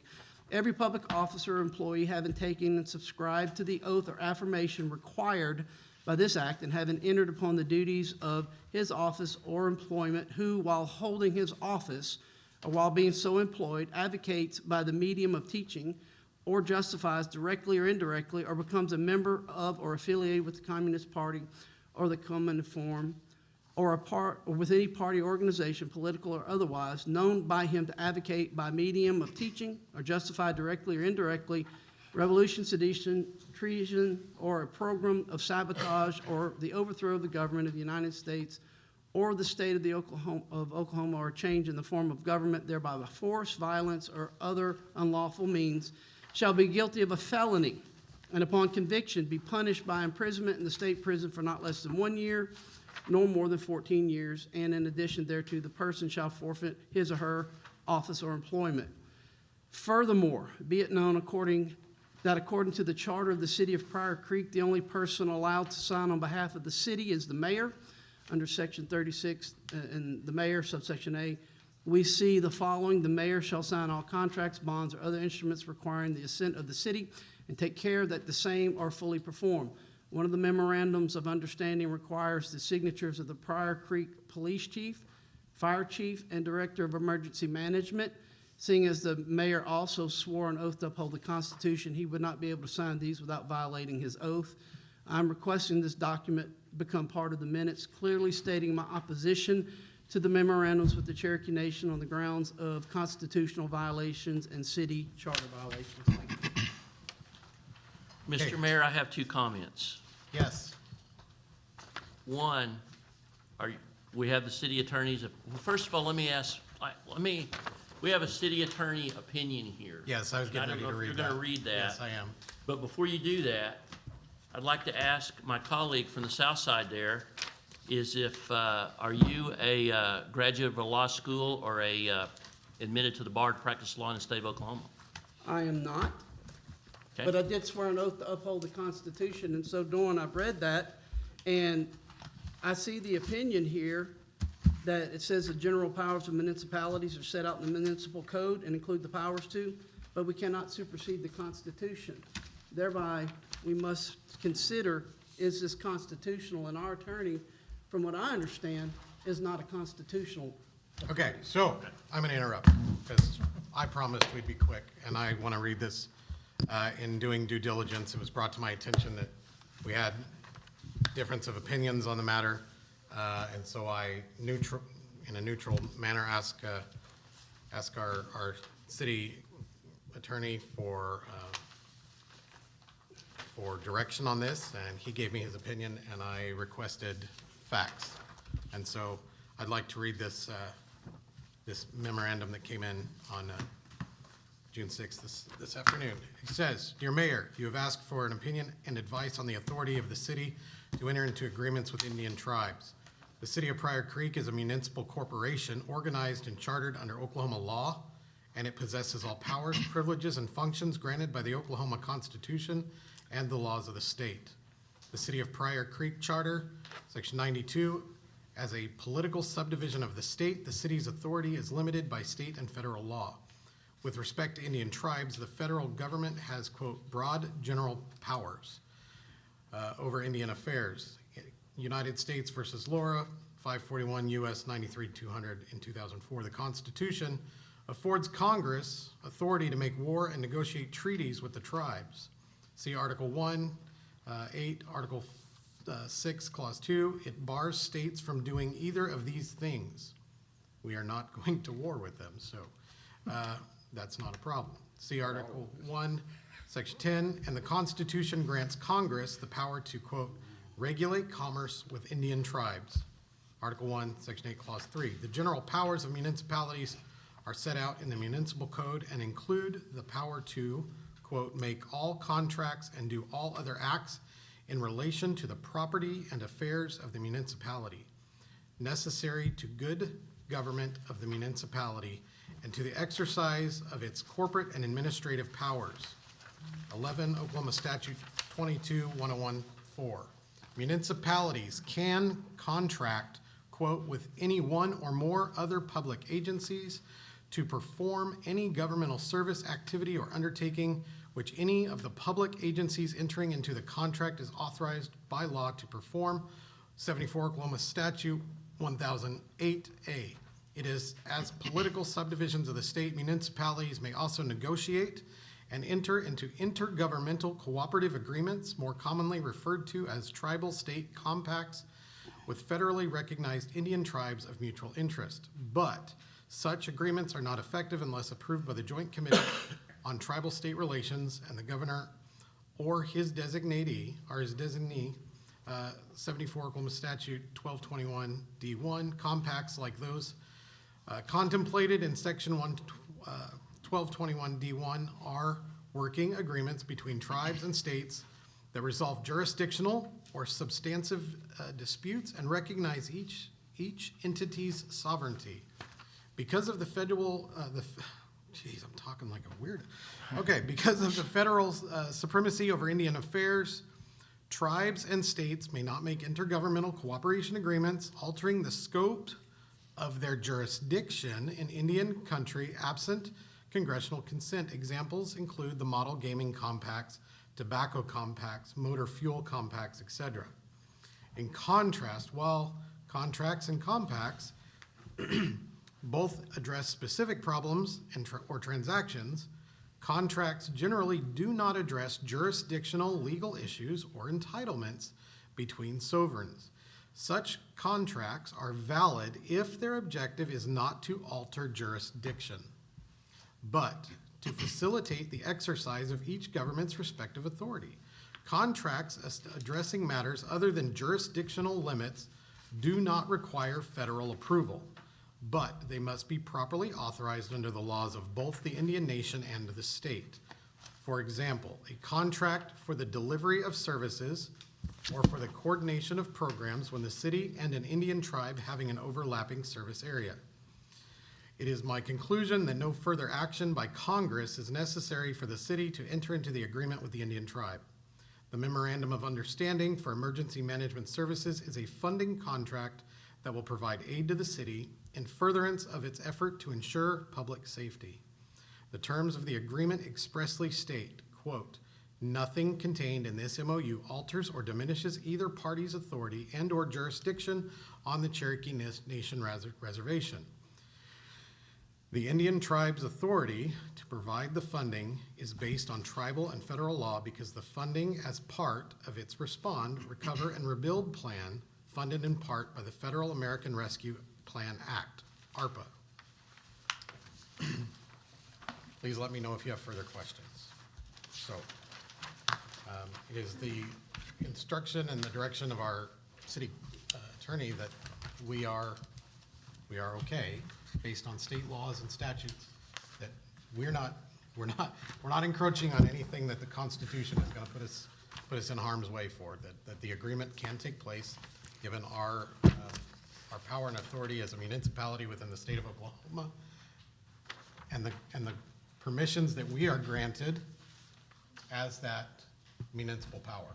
What is the Cherokee Nation basically asking us to do? Well, basically not to have any agreements with any other tribes, correct? on their property in relation to their affairs. Right, so we So can't. they do don't that want anyway. us to call in the Muskogee Nation to deal with Cherokee Nation issues. Right. And that's a very civil request. Hey, this is our jurisdiction, don't be calling in, Fox and Sac to come and deal with Cherokee Nation stuff on Cherokee Nation Reservation. We're actually still on a reservation as it seems right now. Yeah. So, I don't know that they're asking for anything that's like outrageous. And I do want to let you know that they are providing $50,000 for emergency management. Sure. As well as $50,000 for police and fire services. That's a very generous donation, and it also serves their people. Our police and fire and emergency management don't only serve those who are not Indian. And so we want to respect that, we want to be courteous to that, and by all means, we are grateful for what they have shared with us in cooperation, so. So, Mr. Mayor, Down to things Yes. like Pelivan. Correct. They support Pelivan and stuff too. Yes. so, Mr. Mayor, I just have a point, a question on clarification. It says that has identified the use of the funds up to $50,000.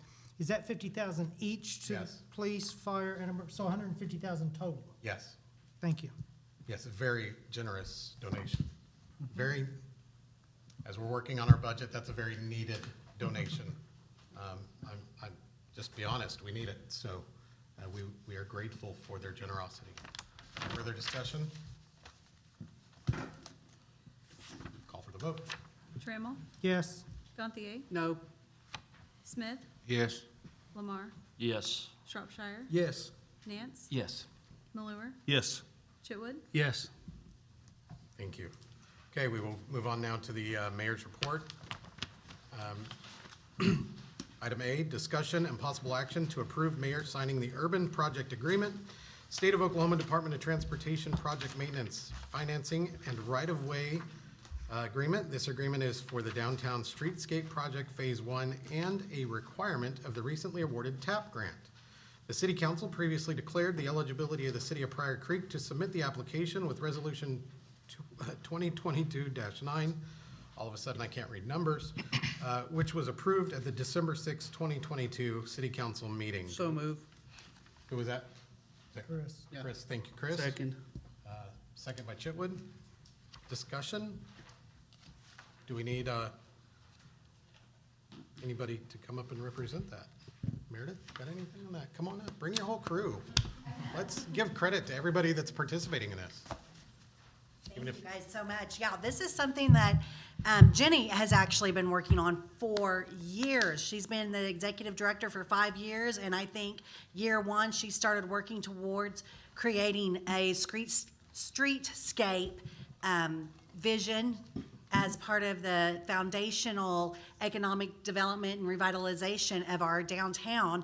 And what I admire so much too is that she, we're not bringing you the problem and saying, fix this, we want this. Main Street has gone out and did the planning and the buy-in and all of the things. Okay, I can't talk to it because I didn't do it personally. And then she's gone out and written grants on behalf of the city of Pryor, along with the EDTA oversight and working with TSET and now TAP to make it a reality. So anyway, I'm excited, and I hope you guys are as excited as we are. I mean, maybe not this late in the game, but all right, come on now. I just want to express appreciation. I don't have any questions. I've been studying it and conferring with people.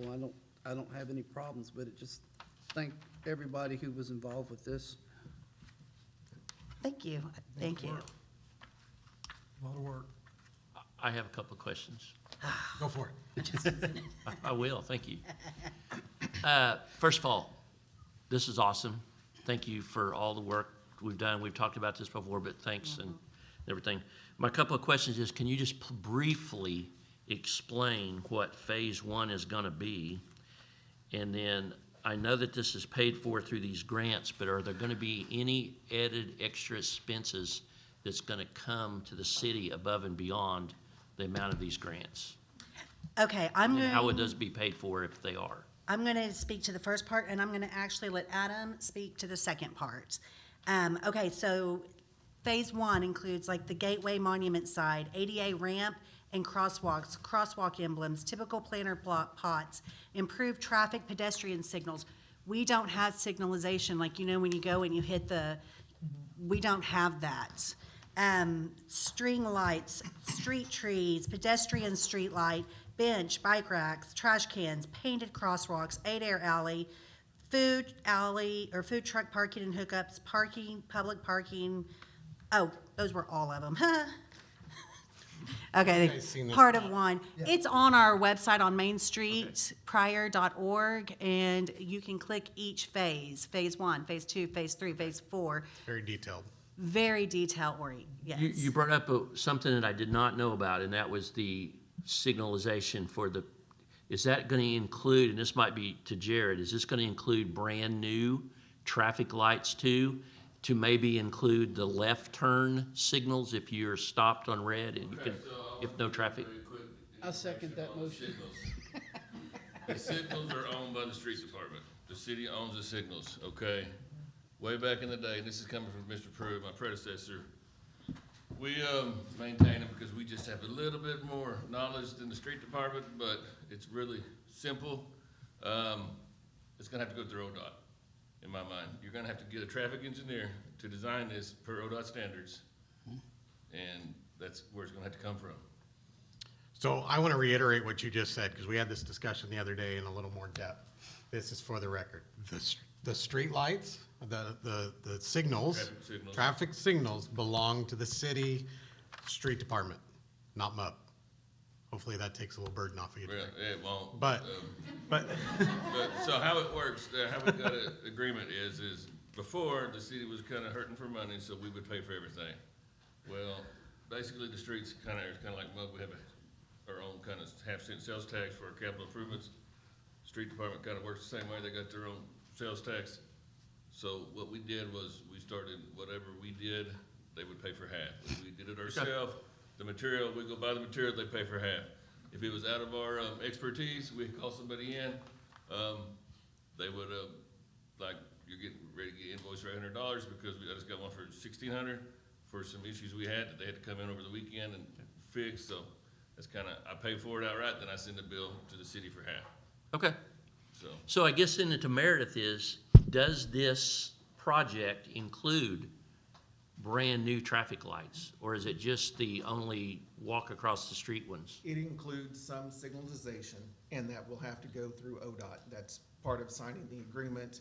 Okay. Then we start the process of meeting with the engineers with ODOT to help design that so it flows correctly for it being a state highway. And since that is gonna be part of the process, could it be talked in their talks to include the left turn flashing yellows on Yes. left turns on red, It if could possible? be part of the discussion. Okay. Yeah, with absolutely. ODOT, All right. to See how they felt about it. Okay. Because part of this is next week we do meet with ODOT-approved engineers and start interviewing to send it out. Okay. And all of that, so we will definitely include that. And then on the money part, I'm gonna let my banker, oh wait, no. Thanks for that. EDTA chairman, yeah. So as far as funding, so the breakdown is in the contract, but roughly 121,000 is from ODOT's estimation, what it will cost for the engineering. The city's portion of that would be approximately 24,000. We have already verified that that could be covered with the TSET funding, the matching funds for TSET. And then the construction cost is 820,000, the 102,000 for TSET. There's some unallocated matching funds for TSET. The potential cost to Fund 68, that's an important thing, is Fund 68, not the general fund. Potential cost based on ODOT's estimation, and those could go down or up, we're hoping for down, could be about 85,000. Right now, Fund 68, after the distribution that we'll do for the downtown alleyways, will have about 150,000 in it. As far as timeline, we are, under ODOT guidelines, looking at a 2024 project. So we will have about 12 months of 10,000 apiece each month going in there. So we will have a substantial sum of money in that account to pay for that Correct. potentially overage. Now, ODOT does say in the contract that if the project cost does go up, they have some room to adjust their grant to help shoulder that 80% that they promised.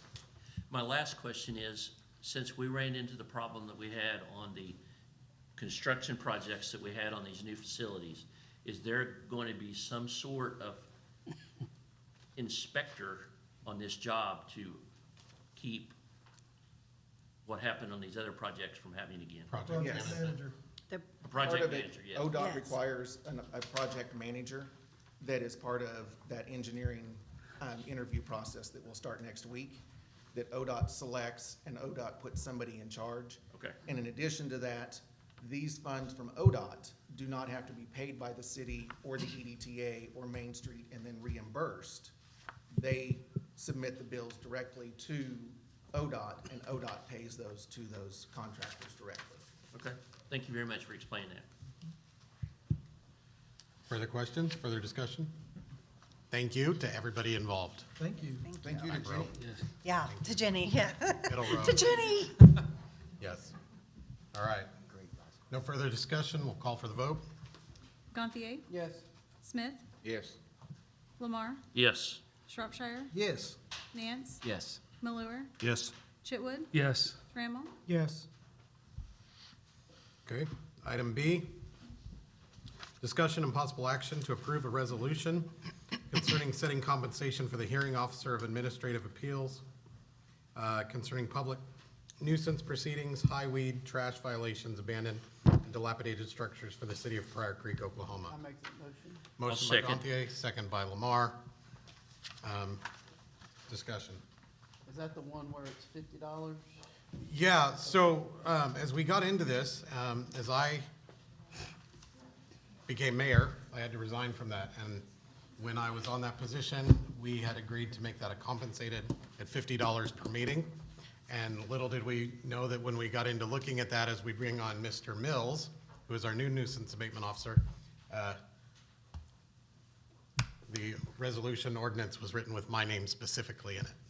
So we want to alter that and make it for that position, not just for Mr. Doyle, because I'm not. So that's what that is. And so I would also ask that we could waive a reading on that.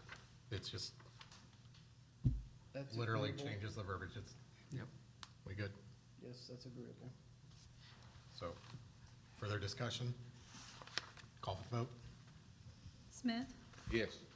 Lamar, Yes. Shropshire, Yes. Nance, Yes. Malure, Yes. Chitwood, Yes. Trammell, Yes. Gantier. Yes. Okay. Item D, discussion and possible action regarding award of bid for mowing right-of-ways to Dwayne Fott, the amount of $28,000. One other bid was received in the amount of $29,900. So moved. Second. Got a motion from Gantier, second from Lamar. Discussion. Call for the vote. Lamar, Yes. Shropshire, Yes. Nance, Yes. Malure, Yes. Chitwood, Yes. Trammell, Yes. Gantier, Yes. Smith, Yes. Item E, discussion and possible action regarding a change for the 29th Street Rehabilitation and Overlay Project to add center line and/or shoulder edge striping to the bid packet. So moved. Second. Oh, we got a motion by Gantier and a second by Smith and Lamar. you make, Let's do Smith this time. Let's do Smith. Sorry, Terry. It's okay. All right, let's share the wealth. All right, discussion. What's the change in the amount? So the changes, and mind you that Mr. Powell is on a sabbatical for a while, and so Mr. Dale is replacing him, and he called me this afternoon that it would be about $15,000 change to add the additional striping to that. And I apologize that there weren't any maps showing that. He did not. We have the This- funds in that account to cover that, correct? Correct. And this is a recommendation from the street committee. Yes. Okay. So, further discussion? Call for the vote. Shropshire, Yes. Nance, Yes. Malure, Yes. Chitwood, Yes. Trammell, Yes. Gantier, Yes. Smith, Yes. Lamar, Yes. Okay. Item F, discussion and possible action to approve mayor signing memorandum of understanding, MOU, and Cherokee Nation regarding reduced membership fees at Pryor Creek Rec Center for the Cherokee Nation citizens. Motion. Second. We have a motion by Shropshire, second by Chitwood. Discussion? Again, I have the constitutional concerns, but I will not reread that information. Thank you. That's nice of you. Again, Mr. Moore, do you like to give us a very, very quick on what that entails, so that everybody understands what that agreement is? Well, as it says in the information, that it is a reduction in the general fees. The Cherokee Nation is going to give us $25,000, and so we'll use, the fee will basically be split in half. 50% of the responsibility will be for the member, and the other 50% will come out of the fund. And so it looks like, based on the math and all, it would fund 189 members, full service members, full service level. And so we'll track that on a monthly basis. We'll give them a reporting. We'll have our reporting. We get to the end of the line, we'll cap it. But I've been told in my meetings that once we get toward the end and we see it's continuing and all, that they will provide more funding. So that's basically the gist of it. So. I have one question. I watched the meeting last night, and did I hear it correctly or some discussion that there was going to be some money that was going to be above and beyond this that would have to be recouped by the city? Because of the reduction, there is we took a poll. We had the members sign, the ones we could get. We had about 150 members of different levels within. And so I did the math just to kind of see, because it is a reduction, right, off of the full service membership. And it is pretty generous. But I did the math just to kind of see how we would end up. And if on the full service side, if you go for a year, we would be short $1,500 is what it would amount to, that we would absorb to cover that. And, based on the conversation and what the Cherokee Nation has done for us, and I think will continue to do for us, there's some things that we'd like to partner with them at the rec, and also we felt like that was, was well within what we could do, so. How do you, is it only Cherokee people that are allowed to do this, or other tribes, or that's a question I was asking? It's only Cherokee Nation. Okay. They have to provide their ID cards specifically. If they don't have a card, then they don't get to benefit on that. Mm-hmm. And so we've set up in our system specifically for this, talked to Courtney about how we're gonna handle the funds. And so I think we're set up and ready to go. We're training some of our younger front desk people to be able to deal with that, so it's a smooth. They will have their own application. They will sign another liability form, and so it'll be business as usual that way, so. From what I understand, the previous memorandum we talked about had some other restrictions. I don't think there were any restrictions if another group of people wanted to prepay for their people to come. Is there any restrictions that would prohibit that, seeing as it's not affecting anything going on the Cherokee Nation land? Just that's a curiosity question. Yeah, I don't think there are. It's just, each case, I guess, would be, evaluated on its merits and all the pieces that could be involved, so. Thank you. Further discussion? Okay, all right. We'll go ahead and call for the vote. Nance, Yes. Malure, Yes. Chitwood, Yes. Trammell, Yes. Gantier, No. Smith, Yes. Lamar, Yes. Shropshire. Yes. Thank you. Item G, discussion and possible action to replace RTU3 and the mini split system at the Boys and Girls Club. This is an emergency purchase. Do I have a motion? So move. Second. Motion by Gantier, second by Chitwood. This week, as I went to the rec center with Mr. Moore, we were discussing air conditioners, HVAC and systems, and the condition of, it was brought to my attention that the Boys and Girls Club, which currently is full of a lot of little children, we're talking 10 to 3? Hours or kids? No, the kids, They accept youngest, 6 years old. yes, so fairly young children are in there. And as we went into the Boys and Girls Club, they had no air conditioning. We're not to the hot part of the year yet, so I told Mr. Moore to get some bids and let's get this fixed ASAP to take care of our youth. Mr. Britton, do you have something? Clarify some language on this that we did in the rec center last. Come on up. So on this motion, it's to discussion and possible action to replace the RTU3 units.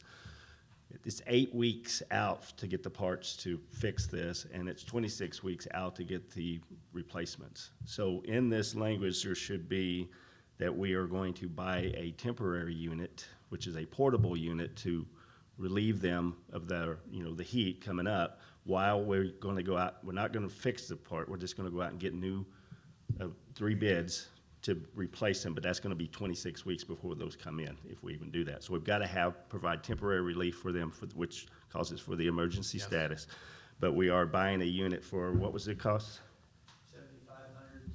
$7,500 to $10,000, which would belong to us, which could be used anywhere in the building at any time. So it's a portable unit. So then we fixed 2 problems there, right? So we have something else go down, we've got something to be able to use. Okay. And we have funding in that account to be able to do that. Can we amend our motion to include that verbiage? I don't have a problem with that. Since that particular thing came up, could we put that part under unforeseen business? Would it be more appropriate? I don't care either Just way. change our motion and get the approval. I'm okay with including it. I have one question. And Before on we. the Budget Committee, Yep, I have yep. to ask it. You don't have a line item where it's gonna come out of. Where's the money coming from? That's the only thing I don't see on there. Michael Moore's funds over there at the rec center. Yeah. So There's a line item that was on the agenda last night, I believe. Do you remember, Mr. Moore, where we had that from? So the reason It'd be that's the not capital on here, outlay account. let me clear that up, is because this problem came up after the agenda was on there. So Yes. as we said, emergency. So, Mr. Moore? It would come out of our repair maintenance. Okay. Okay. So repair and maintenance. So the motion would be to include this, what is it called? It's a portable air conditioning unit. I'm trying to help Courtney out so she can get that. Okay. Right. So it's the temporary fix for now while we go out and seek bids to replace those units, which will take up to 26 weeks to give them. That's what the director's been told. So by next summer. I want Pretty much. absolutely no delay on getting those bids. Absolutely, because it is for the boys. We have It's for the kids. the For the We kids. gotta do it. Mr. Mayor, you had made a comment about, you was concerned about a safety issue on something, so. Oh, yeah, the We'll be whole- correcting that at the same time. Yes, so, just a side note, I don't want to get too far off, but is that a 8-ton unit above that building? It's a 3 and a 5. The 3, and I believe the 3-ton unit is the one sitting on particle board, literally over the hole. So when whoever it was, I'm not pointing fingers, we don't care, it's not up for discussion, but whoever repaired that thought it was a smart idea to take that unit, which probably weighs 800-900 pounds, if not more, and put it on the roof, 30 feet up, on top of a piece of particle board with no protection. That can get And wet. that hole is larger than the AC unit. So whoever did that did not take into consideration the care of our children. Sure. So this is an emergency repair without any holding, and it is one where I will exercise every right as mayor to make sure that's done, should we have resistance. And my participation with the motion is with the understanding that's corrected as well Yes. immediately. So, who had the second? Thank you for allowing me to correct that, because I wanted the language to match up on each one of them. Thank you, Houston. Thank you. I amended myself. Okay. We have that second to amend. Can you please read the motion? It is going to be, oh my gosh, to approve this and buy a temporary unit and still go out for bid to replace the units that are mentioned in the agenda. That'll suffice for me. Yeah, I'll have better verbiage on the actual minutes, but Mayor, to clarify though, you talked about the emergency situation of the particle board being a danger. If it's gonna be several weeks out yet before they repair those, what's gonna be the kind of fix to remedy that between now and several weeks from now? That's something, once we get these children, it was unbearably Well, yeah. nasty. So after we get them cooled off, make sure we cool them off. Yeah, They're- I'm talking about the particle board Then part. we'll visit with Mr. Moore and the rec board to see what we can do to rectify that immediately. It may just be as simple as some temporary supports around it, framing it, something. Okay. But we will address that. So, further discussion? Call for the vote. Malure, Yes. Chitwood, Yes. Trammell, Yes. Gantier. Yes. Smith, Yes. Lamar, Yes. Shropshire, Yes? Nance. Yes. All right, thank you. Item H, discussion and possible action to approve closing Highway 20 at the intersections of Adair and Van for the purpose of painting the crosswalks. Do I have a motion? Motion? Second. Motion Chitwood, motion Choi, a second. I told you to stop that. Randy. Too easy. Okay, thank you. Discussion? I'm sorry. Okay. Randy. Choya had the motion, Chitwood had the Thank you. second. Okay. All right, discussion. Meredith, would you come briefly explain to us what we're closing them to do? Okay, this is something that Google is wanting to partner with us to do a community project where they send out some Googlers to do something within our community, and they asked to do this with us. And so we are doing the crosswalks. Whenever we did the pedestrian counts, we saw several people almost get hit by cars. Like, it was really, it's a very dangerous, we picked up a picture the other day that said Main Street is the widest street in Oklahoma, widest Main Street in Oklahoma. I don't know if that's still true because it was like a black and white picture. So, hopefully things have changed, I don't know. But we, as part of this streetscape, and we won't be able to break ground until 2023 or 4, if we do some colorful, whatever, paints and maintain the crosswalks, it will just be a visual for drivers to be like, oh yeah, people cross this highway, and, and it'll look cute and pretty and fun. Also want to make note that that traffic count that she talks about, I know, Adam, you and your daughters, correct? Literally sat on the EDTA, windowsill of salmonellas and clicked. And there For were like- several that did that, so thank you and your girls for that time. It was ag students that were, some of the Labor auction. and, I have to say this publicly, my mother's the one that filled in for me and sat there and watched it. So, Good for her. family Of affair. course. We appreciate She's that. she's a good mama, All right. grandmama. Thank you. So that's what this is about. Are there any questions? So are Adair and Van the worst ones, or are there others that need to be done too? Both probably all need to be done, truth be told, but those are the two, like, in the time frame that we can do, June 20th, from 8 to noon, that we can get And done are they gonna do them by hand, or is the city street department gonna use their striper to professionally? by hand. These will be very artistic. Yes. The hope is that they are artistic. Okay, so don't hold me to it. I don't know. We're hoping for it to be. And We'd like to see the cost is Paisleys. totally Google? Yes, Yes. yes, yeah, we're working. Paisleys and sunflowers. And will we catch any kind of flack from ODOT if they're not in accordance with their standards and specs? No, that is what we talked about. We checked with them on that, and, I was talking about the creativity part. oh, the creativity part, If that's gonna conflict with ODOT standards. Okay. no, I No, met with Buddy's been a Mayor. part of that, and. boy, And Buddy I've talked to won't let anything Buddy, go wrong. I've talked to Mayor, I've talked to, yeah. Thank you. Good question. All right. Slip paint. Further discussion? Call for the vote. Chitwood, Yes. Trammell, Yes. Gantier, Yes. Smith, Yes. Lamar, Yes. Shropshire, Yes. Nance, Yes. Malure. Yes. Okay.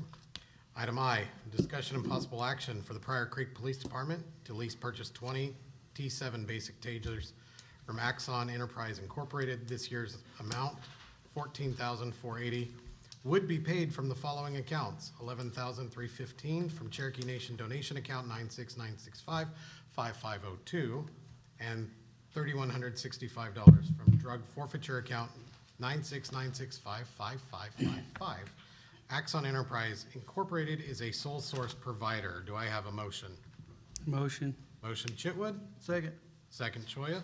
Thank you, guys. That was much easier. that was backwards, wasn't it? Discussion? Clarification, is that the correct account number? 'Cause There is a Scrivener's error. It should be the 96004502. Thank you.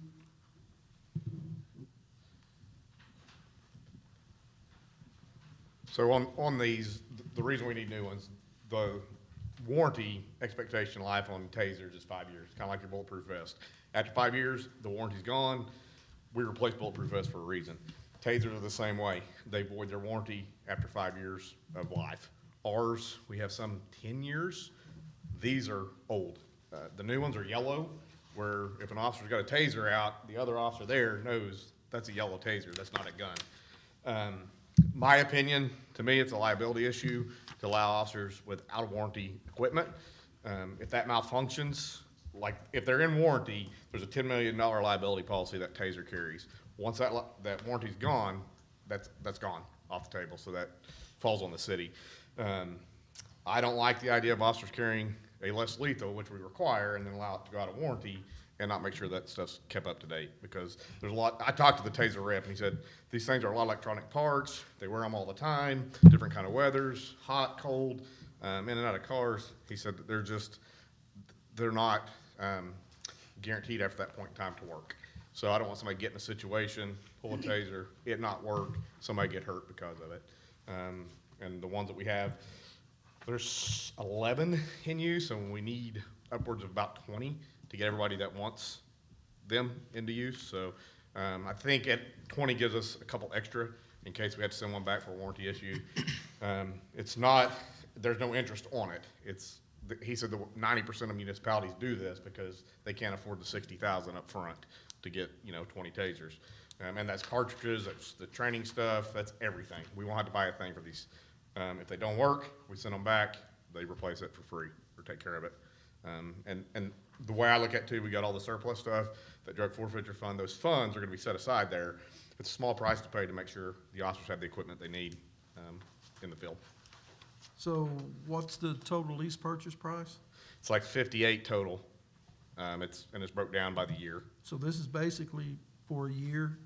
Yeah, it's for a year, and then it's per year after that, so year to How year. many years are we looking at here? 5. Five? And that's the warranty period. After that time, they should be replaced anyway. And we should be in the position where I make sure, I'm coming in behind the 8 ball, trying to get the stuff caught up and equipment caught up. And when I realized what the guys were carrying, it was kind of scary. I'm like, yeah. What part goes out on them? He said just the electronics inside of it. So the cartridge, is that? The cartridge goes on the, it's not here. Sure. But the battery can go bad, the electronics parts inside of it can go bad. Is there any inspection that you can pull on those to see if they are bad?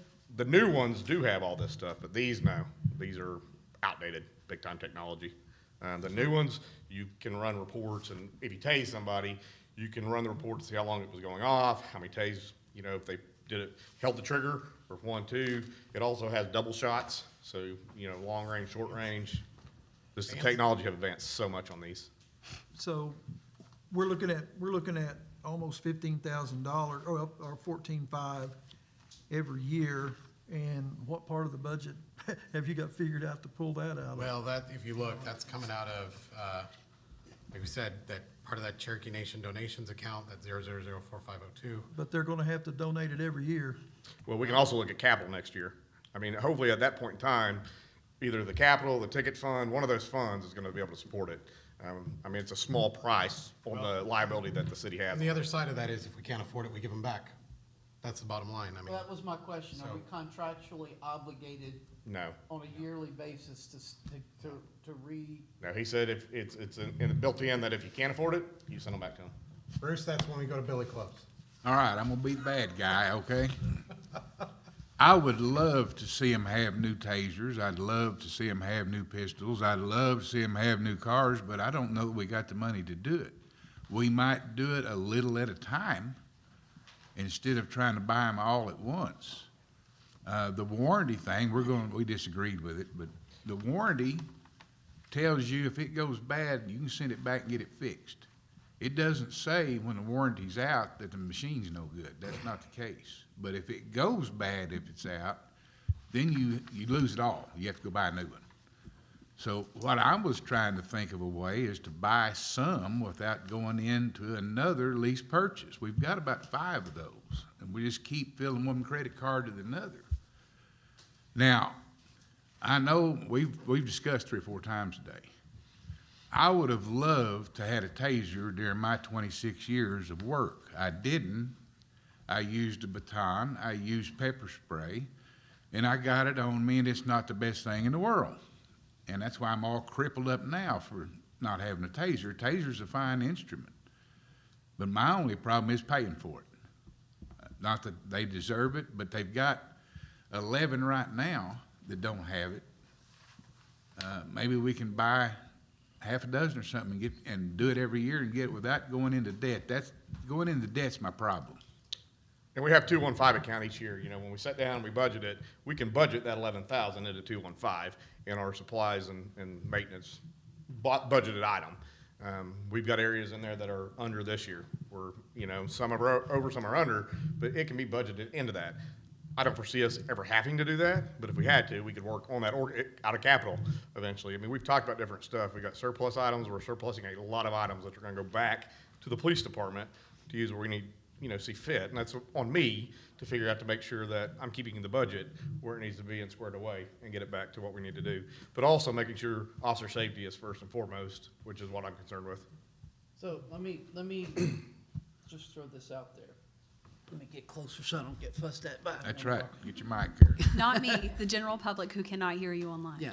The idea is, this is a lease purchase, I understand that, but we're not contractually bound, which means we're basically using the Cherokee Nation donation to cover the first year. It's not coming out of our budget, and if we see that we can't afford it, then we can just completely back out. The only problem is, if we buy a few, we have a few, whereas if we lease them and we back out, we lose them all. And so am I kind of understanding? Well, we can keep the ones we have if we needed to, but I want to pull them out of service. Do we have to get them back? No, we can leave them in storage, pull the batteries, leave them in storage. But, you know, I mean, it's just the ones they have now are well. But I'm talking about the new ones. If we Correct, yeah, get you the have to 20 them all back. and Unless you could pay part of it, you know, I mean, you could say, well, I can pay half or whatever. I mean, there's deals that you could work to pay a percentage of it or whatever. Have we worked on any grants or anything for that? No, I mean, Safety we're working on, we've got like grants we're working on, but no equipment yet. There's none. We're a month in, right? Huh? We're a month into this, so we're trying to- Correct. And Yeah, if yeah. I see an area that concerns me like this, I don't want, if something were to happen to an officer, I don't want that liability to come back to me or Right. the city. I want to protect the city in general. And when I say that's out of warranty, I know, and I talked to Jason at GRDA, his is the one that's 10 years old, and his is in office 99% of the time. His is not out on the street. The ones that are out on the street, there's 12 of those that are sitting in there useless. How many of them's fired a year? Here, Yeah. I'd say anywhere from 5 to 10. A lot of them are de-escalation. You know, when you pull that taser, people know what's going to happen. It will de-escalate the situation. Do we have a prepay penalty clause, like if we see we get enough money where we can pay them off? No, it's. We're able to it's a pay set them off? fee. It's like we're buying them anyway. It's that 58 would be, if you bought them, you'd pay 58. So it's. So a we're set- not paying any interest, but if Correct. we decided to pay them early, we can if. Correct. Correct.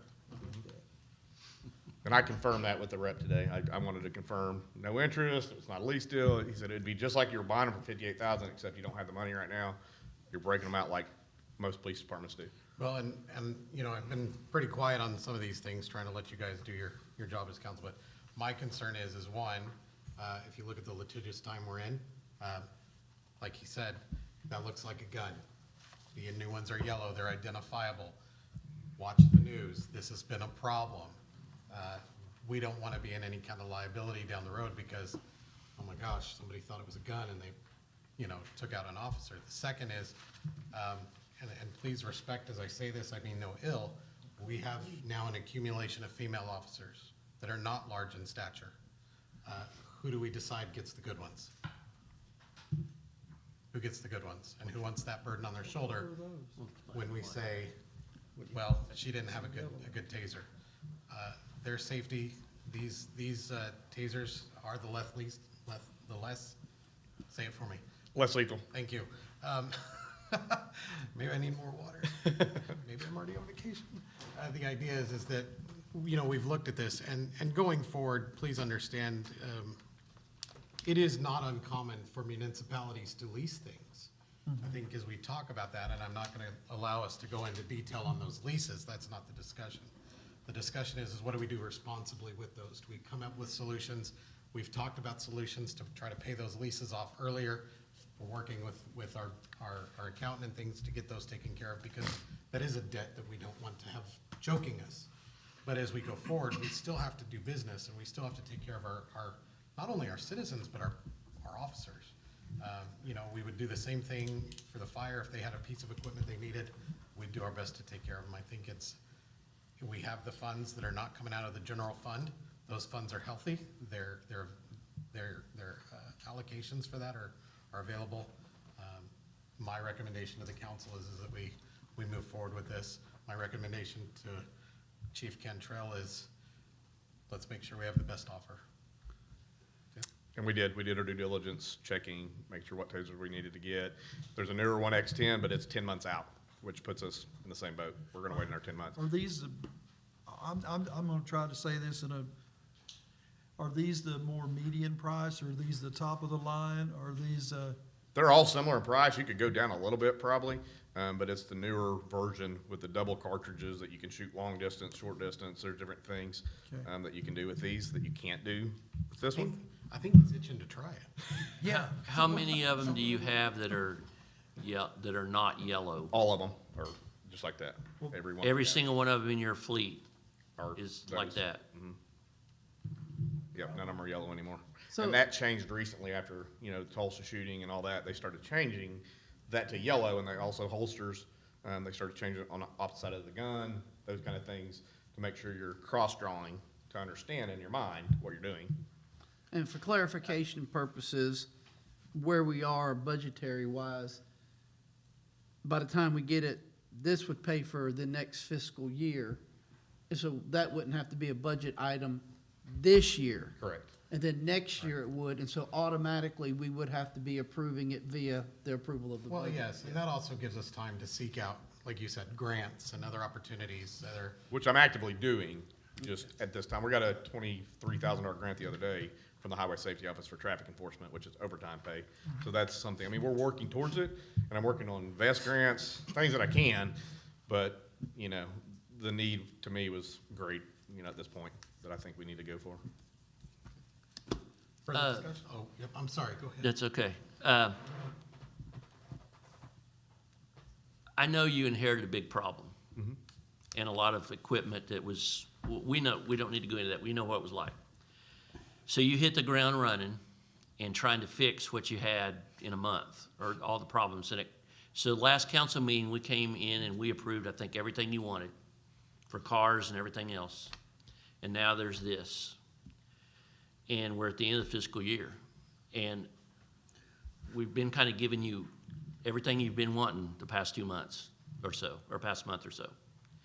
But what we're not, and I get it on officer safety, but what we're not thinking about is, we were just told a few months ago that we're facing a $600,000 shortfall in the budget. In the general fund, which is the police department. And yes, you do get grants and you do get donated money for that. But we're still facing a $600,000 shortfall that we don't even know what we're gonna be like in the next fiscal year, that we may have to start making serious cut. We don't know. It's unknown. It's what we're gonna have to make cuts on. And so I kinda get it that I think you're trying to get all this stuff now because there may not be any money next year in the new budget. This isn't coming out of 215, which is our budget. This is all donated funds. This isn't touching our general budget. And that money will be there. The ticket funds are allocated towards equipment. The drug forfeiture funds are allocated towards equipment. You can't use those for anything else. So I'm not even touching the general budget. That 215, we've been going through and we're cutting. We're looking at salaries. So Those just ones for are not- clar- we are working at cutting that. This isn't even touching any of that. I mean, Yeah, we're just not for- spending that at all. Just for public clarification, when we talk about the 215, the 21, in the general fund, specifically, all of the accounts are allocated, 02, that says general fund, and then there's 3 digits, 215, 219, 211, 210. That's the various departments that are funded by the general fund. And then when we get into, like, we've talked about the Fund 86 and this, Fund 96, those are other accounts that are not associated, and they're not budgeted the same as the general fund. Those accounts do not, these accounts listed here do not fall under the 90% rule. They actually will, whatever's in them will come straight down in its full amount. And so as we talk about these accounts are not associated with the general fund. Completely different field. So just for clarification, we talk about those 02 funds, we're talking about general fund. If we talk about a 215, that's a general fund. The money that's there in that, yes, that we are actively trimming because that is where our shortfall is. And we haven't touched that. I've stayed away from the 215. I mean, we obviously trainings, things like that we're having to use 215 for, we do. But on this stuff, I try to hit those other accounts that are allocated for equipment, such things. And that's where I have a year to also seek grants, things like that for equipment, vest. We're seeking a vest grant right now because we're getting ready to, those vests expire. We got to buy them because it's a liability of the city if somebody's out there wearing an expired vest. So those are things that we're working for, and I am very diligent trying to stay away from, those 215 accounts or the general fund accounts. Same with capital. We're talking about it all the time, trying to figure out how to get out of that mess we're in. So I'm not, I'm very aware of the situation that, the city as a whole's in. I also got to make sure that you guys have the equipment that I think would put us in them in an officer safety issue and us in a liability issue were something to happen. Well, I want to commend you, though, for actively trying to go out for grants. You and I have talked a few times about all the different grants you're looking at and everything, and that's great. I commend you for doing that. Thank you. But I just think that we need to think about spending to slow down for the next year, when we don't know what the budget's going to be like. Question. Yep. This is not a interest account. We don't pay interest on this lease purchase. Correct. I'm trying to figure, I'd like to have tasers, as long as we got the money to do it with. Yes, and then out of the accounts that are listed here, we do have the funds for that. For this next fiscal year. Yes. And again, So this purchase is going to be effective the new fiscal year, not correct in the next couple of weeks. It's a It'll be 30-day in the new turnaround, so we year. could, that fund it's coming out of is fund that's allocated. It's not even in the general fund. So these will be all that you asked for in this new coming year. Correct.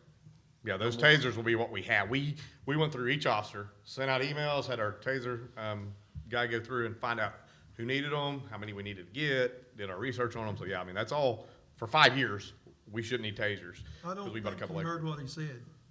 Do what? He said, is this all you're gonna ask for next year? This is it? This is your fiscal year 20, we're going into fiscal year 24? 23, 24. 23, 24. So this is going to be your purchase of tasers for Correct. 23, 24. Correct. What about vest? When will that come? Down the road.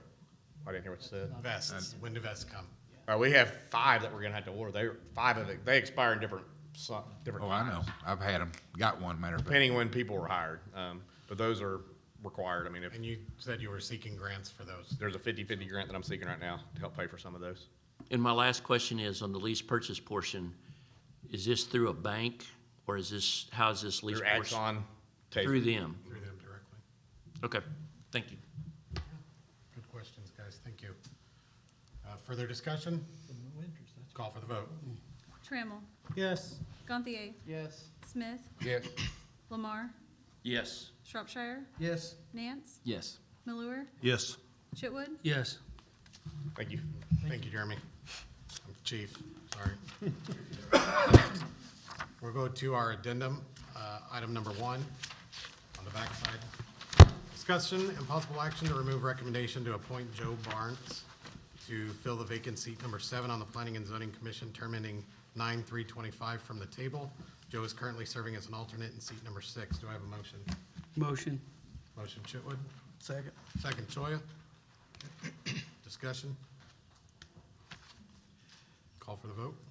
He was, an alternate, right? He was well, he's currently an alternate. Currently, right. Yes. Okay.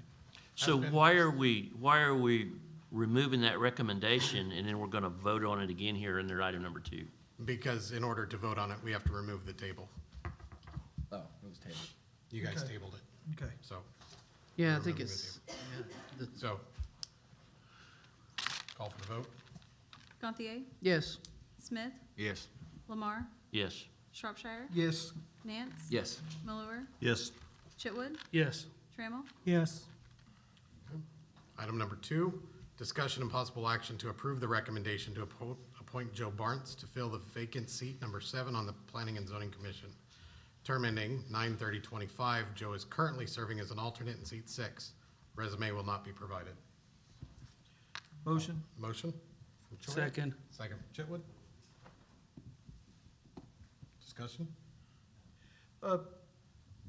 What's the verdict on resumes? Not doing them. We're not doing them. Not for, especially for somebody who's been sitting on the board. Well, I mean, a person that's gonna take, we're gonna vote somebody in that's not on, So, I understand. Here's the thing. You know, we have, for example, Ms. Kearns, I'm gonna use you as an example. Katie was approved by the rec board to become the assistant director. When she came to work to apply for the job, she gave her resume to Mr. Moore. Mr. Moore, as a department head, who is qualified to hire her, as being hired, he's given the autonomy from this council to select a qualified candidate. At that point, he makes that decision, right? So then he takes that recommendation with Mrs. Kearns to the rec board. He does not need to provide a resume to the rec board. His recommendation, as the one that has the autonomy to make that hire decision, the rec board should have faith in his appointment as the department chair, department head, to make a good decision for his department. If it's not a good decision, not saying you're not, I'm looking forward to you coming on board, but the idea is, then that falls back on Mr. Moore, and that becomes a performance issue. And so the rec board then says, yeah, we'll recommend to the council to come up. We've now been through 1, 2, a third step does not require another resume. That is our process. That is how the city has done it. Through the last administration, that was a courtesy that was extended. And I know that the verbiage says minimum requirements. Our requirements to serve on our boards are that you, 1, are of age, and 2, you live within the boundaries of where that ward or that board says that you can serve. As the mayor, I have that autonomy with those that fall under my right to hire. The resume at that point then becomes personnel record. So we're not putting it out there. So the question comes, well, how do we get to know them? Well, when it's time, Katie can introduce herself, or you can introduce yourself to her. The idea is that resume does not need to go all the way up the chain. And in respecting the privacy of some of those, they can share it with you if they'd like to, but under this administration, I will not be providing resumes at this level. It's already been 2 tiers. We can either take the word of those that were appointed to do those positions, or are wasting our time. It's also. Or the option is, or we don't have to, we can vote them down and not appoint them. And when city business does not And- continue, And, it's on the council. and I don't think it's apples with apples in comparing an employee versus a member of a board.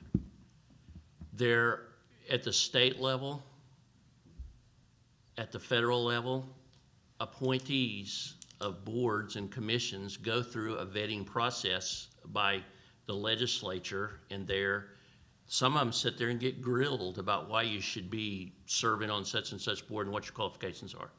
I do not see anything wrong at all with us requesting information about a person. So I think. Now, the language of a resume may be different. I'm gonna change the language on that, and not a resume, but just a simple bio as a courtesy. So I don't have a problem inviting those individuals to come here. We have this process to question them, to ask them, but also know that it's not our responsibility to drill them at the microphone. You know. And we never have. No, I'm not saying you have. What I am saying is I don't have a problem with that. I wouldn't have a problem. Sorry, you're getting to be the. If Katie came up and when the time appropriate and the item on the agenda is for discussion, that you guys could ask her those questions. Well, that's different than a board.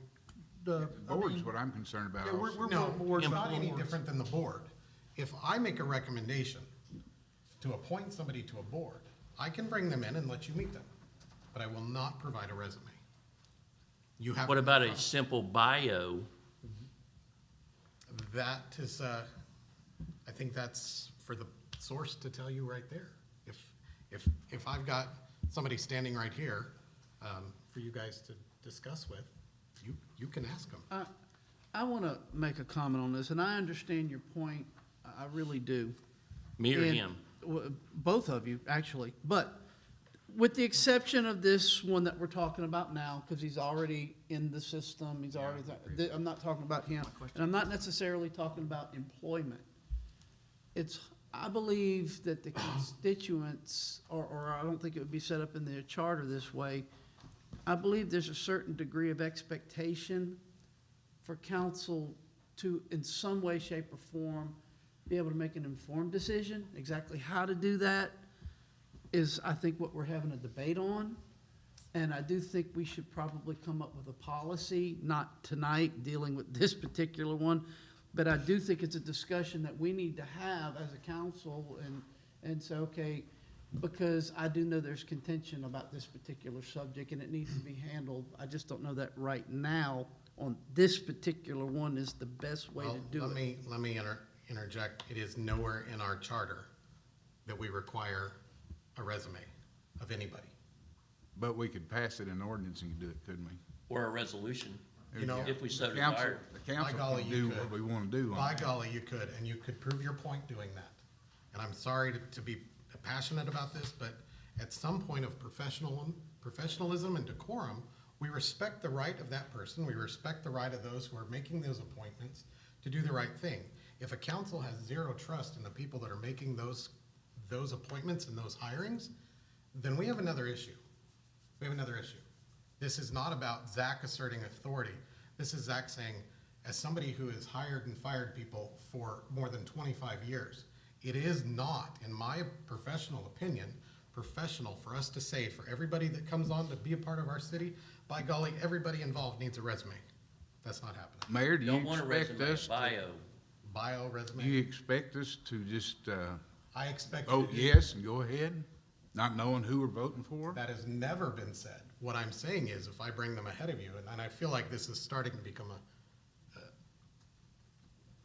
power struggle, is that we sit here, we bring somebody in front of you to introduce you. Introduce means that you take the time to not just sit here and drill them, but say, tell us a little bit about yourself. Tell us why you're qualified. Let them tell you what they're comfortable telling. There's no need for a resume at the council level. There's just not. There's so many provisions ahead. And every time we do that, we're telling our rec board, our park board, our library board, our Carrie, we're telling whoever those department heads are. Sorry, Carrie, I thought you were gone. So but we're telling them that we don't trust their management ability. We're not talking about employees and department heads. We're talking about people that the city council appoints to a board. Has nothing to do with city employees. Recommends the appointments of and does. And is approved by the council. Correct. And that's never been disputed. But I don't feel that a resume is appropriate. And I have the right to say that. I have the right to say that I will not provide resumes, but I will provide the people. And I would expect, the reasonable expectation of the council is that when they're standing here, if you have questions, one, be courteous of the time of everybody in the audience, but also two, be courteous of the person you're asking. That's just professionalism. And three, know that that's your opportunity to get to know them. Also, this stuff comes out. Sometimes, we have addendum items, but these things come out. We're in a world of technology. I've heard from so many people, I don't check my emails, I don't get on Facebook. That's your problem, not mine. If these people are available in a digital society where we can reach out and say, hey, shoot you a message, tell me a little bit about yourself, that's due process. That's no different than researching the flock cameras. That's no different than researching funding and things that come out. Research the people. So as we go forward, just know that I'm a hard stance. Me too. I think the council can do their own procedures and vote on it, and we may have to do that. Well, that's the one. We had an attorney here, we could find out what we don't. I think you'll find he'd agree with me, but I think what you're gonna find out is that's the wonder of our process. And when that process is taken down the right path, it's a very powerful process. But right now, that's not part of our process. So Well, if you my guys want to process, do if that, somebody, if they're vetted by somebody that we know can tell us some information, I have no problem. so But just to say, I'm gonna appoint this guy and you don't know who he is, I don't wanna grill somebody out there in the audience. That's not right to them. that's why you do that before the meeting. So- Mr. Mayor, I would like to respectfully request that we put that at some time as a time that we could discuss that, because it's obvious that people want to discuss it. And I am 100%. But I don't think right now, this late of time, after all we've done and taken it on this particular person's vote, I do believe it needs to be discussed, and I do believe we need to have a resolution and a meeting of minds. Well, I'd like to get I would Mr. request that we call a vote I'd like to get Mr. Barnes on that seat so we can move on with it. for that, but I do not want to pull away from the council the opportunity to come up with what they feel. So let me throw one last reminder as we're going here, and then we're gonna call for a vote, is that you guys are the legislative branch of our government. I will respect those things that you are appointed to do within your position as council. But right now, the ball's in my court and we're not doing it. And so if you don't like it, I would invite you peacefully, without fight or disgruntled letters, to make that change. But there's a process to that. And once that is changed, we'll respect it and we'll move on. And there won't be any discussion about it. That'll be the process. Right now, the process does not include that. So. You brought up something just now that you said a while ago. So would you please, you brought up something about a power struggle. Would you please explain what you meant about that? Well, it's been brought to my attention that by saying this, I've been accused of pulling a power struggle. This is not a power struggle. This is respecting the people that we bring on board to work for the city, with the city, and of the city. But as mayor, I have the right to make that call. Respectfully have that right, and I don't like saying, well, because I'm boss, because I have that card in my pocket. But what I am saying is, the respect to these people, I'm not gonna continue to have these battles over, well, I need a resume or we're tabling it. No, you're not getting a resume. So if you're gonna table everything, you go right ahead and do that. But I feel that you're gonna get yourselves in a situation where you probably won't be a city council person for long when the people in the public don't like that action. I could only imagine that not going well, and it is my desire that this council work cohesively towards everything that we do. And so we can't keep having that. So, there's no power struggle to do anything. This is a matter of, we have a job to do. And our job is to fill these seats and not argue about a daggone resume. So. Argue or discuss? Argue or discuss. Let's call for the vote. Why don't we do that? So. Right now. Okay, Smith? What are we voting on? We argued We're so much, I voting, keep hearing voting. we're voting to approve him to be on this seat. Oh, yeah, no problem, yes, You vote yes? yes. Lamar, Yes. Shropshire. Yes. Nance. Yes. Malure, Yes. Chitwood, Yes. Trammell, Yes. Gantier. Yes. Thank you. Item number 3, discussion and possible action regarding Pryor bike route wayfinding signage plan. Ariana, thank you so much for being patient. Yes, thank We you all for appreciate it. having me. For those of you who don't know me, my name is Ariana Durr, and We got to call for Oh, sorry. motion for Sorry. discussion. Motion. Motion, Nat. Second. Second, Chitwood. Thank you for that. That's all yours. Thank you. So for those of you who don't know me, my name is Ariana Durr, and I'm the chair of the Mays County Trails Alliance. And we work to transform Mays County communities through active living. And so, as you all may know, Pryor adopted a trails plan locally in the city limits in 2016. And when that happened, you may not know this, the city employee overseeing that plan at the time left for a different job opportunity, and that employee never got replaced. And because of that, there were major gaps missed in the prior plan. And as you all have may seen, the many share the road signs on one street where everyone's like, why the heck do we need 10 on this street and just 1 on this street? And so what the Trails Alliance was able to do with a partnership through TSET Healthy Living serving Mays County, which is what funds my salary, for those who don't know, we were able to pay for a firm to come, because another thing about this trail system, I don't know if you guys have ever ridden a bike or tried to drive it, many people don't understand that it's a system, that you can actually start and end in one place. It is of course to keep our cyclists safe, but it is also a system so that people who want to train for races or just have an exercise, they know that there's a system they can start and end at one spot. So my counterpart, Marty Schneider, and I, we drove the system, and it is super confusing, and you don't have a clue where to turn or where to go. And so through the Trails Alliance and the grant that funds my salary, we were able to fund a firm called Olson to come up with a plan that I'm going to pass out. So I'm going to walk you guys through each of these bullet points, but I wanted to give you that context before you all put your eyes on all of this. So what you'll see on the first bullet point is that our program, HLP, already paid $5,000 to create such a plan.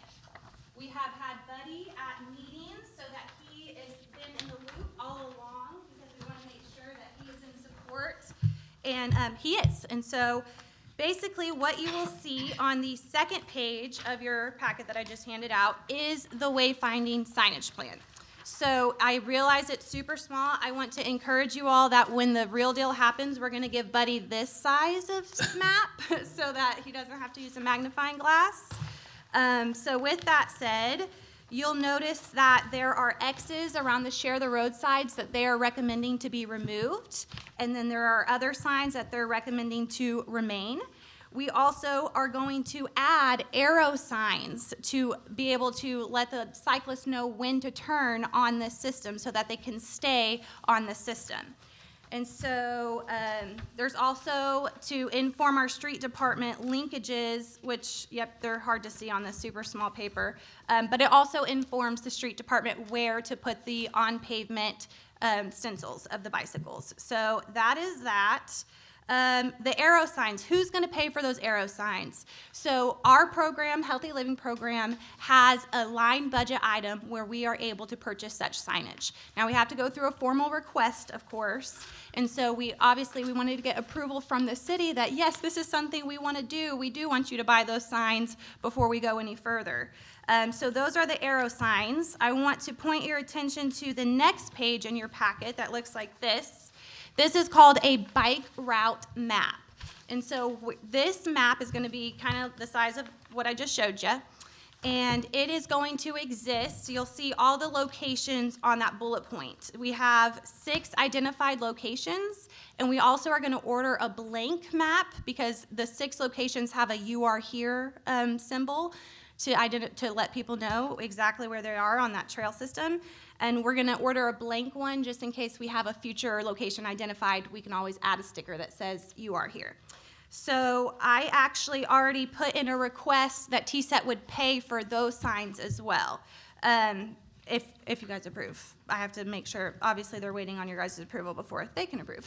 So, and if you turn to the next page, the very last page, this is the post that we are dreaming about, that we really want these bike route map signs to live on. So you'll see that in the bottom right, there's a shaded element to it, because we don't want the sun to fade the ink or anything like that. We want people to be somewhat shaded when they're enjoying looking at the map. Also, you will notice on the map, the city's logo is on there at the top left. We also will have a QR code that Brook Rouge already created. Thank you, Mayor, for allowing that to happen. Basically, there's a landing page on the city website that's going to have these maps digitally, and it's also going to connect. We'll have the Trails Alliance website linked to that landing page, just so that people who want to know about everything going on in trails, in the trails bike world, that they are able to get that information via that QR code. So with that said, we are waiting on getting a quote about that framework, because that is something that we will have to ask the city to pay for, is for just the post, not the signage. And with that said, I already got on the agenda I requested to get on the agenda for June 12th's EDTA meeting, to hopefully, with Fund 68, to fund the postage, or the posts. So, with that said, do you all have any questions for me? I have Very one. exciting, yes. Is all of this on city streets? It's not any converted roads or anything, it's on the streets right now? Correct, sir. Mhm. What I'm thinking about is around Broken Arrow in Tulsa, where they have a paved bike route. Yeah, so that's the dream. There's actually, so that was one of the big pieces that got missed when it was implemented way back when, is Elliott and 9th Street are actually supposed to be off-road trails. And obviously that's a big expensive price tag, so that would have to come through grant funding, which we are always seeking. And, but for right now, it's not, so. So hopefully in the future we will have off-road trails, but for now, yes, sir, it is all on street. And this map here is already on our city website. So when people look for maps, that takes Awesome. them to that link, so. Is it good resolution to be able to see it on the website? Yeah, it is actually really clear. I Good. looked at it. I didn't see the QR code on there. Okay, yeah, we're updating, yep. Yeah, but that's already been in the works, and so I know he's working on that, but it's really cool. Yeah, we're Ariana, I very wanted to say excited. thank you very much for all your hard work over the past several years of doing this. Oh, thank you so And much. I know there's a lot more to come, right, in the future on it? There's several Yes. phases. Yep, there's lots of phases. We actually will hear, we're supposed to be hearing anytime in June about that big raise grant that the park applied for, that we partnered with them, that's gonna come into the city limits How much too. is that grant? Oh, in the millions. I couldn't tell you exactly, but over 5 million for sure. But sorry, I didn't come prepared with that information. Any other questions? Good job. Thank you so much. We're very excited. I feel like this is finally like the fruit of our labor that we get to see after all these years, so. Yes, very exciting.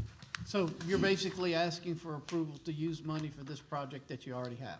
We are asking approval that you allow Buddy, the street department, to basically accept this plan and do what the plan says, which is just put the signs where the original plan that the council way back when in 2016 adopted. Part of the cool thing is that'll also thin out the frequency of those signs. Yeah. And so, Right. But Buddy will have to install bases. So there's a little base to those signs that he'll have to install and Do then go we back. have a numbering system so that if there's an emergency, they can say I'm at whatever number so that the police can respond? In Louisiana, we have long bridges and long roads, and they have numbers, 11.6, so that if you have a problem, Right. and I just want to throw that out. I love that idea. Thank That you is a so good plan much. for- Add for numbers. as we reach outside other, That's a good idea, Chris. yeah. Yeah, totally. I'm writing that one down, taking that to the group. So I was thank gonna call you, but I'm afraid I'd forget, so. It's all good. No, that's perfect. I will bring that back to our group. Any you other very much. questions? I so appreciate you all. Thank you. Are we all clear on what we're voting on? Yes. Okay, go ahead and further discussion. Call for the vote. Lamar, Yes. Shropshire, Yes. Nance. Yes. Malure, Yes. Chitwood, Yes. Trammell, Yes. Gantier. Yes. Smith, Yes. Awesome. All right, city attorney's report. Mr. Ritchie asked that we go ahead and, find this here. Do we need to make a motion to waive the first reading? Well, let me read it first, then we'll make a motion to waive both readings on both of these items. They're just updated. When you get there, consider the motion made. Let me read it.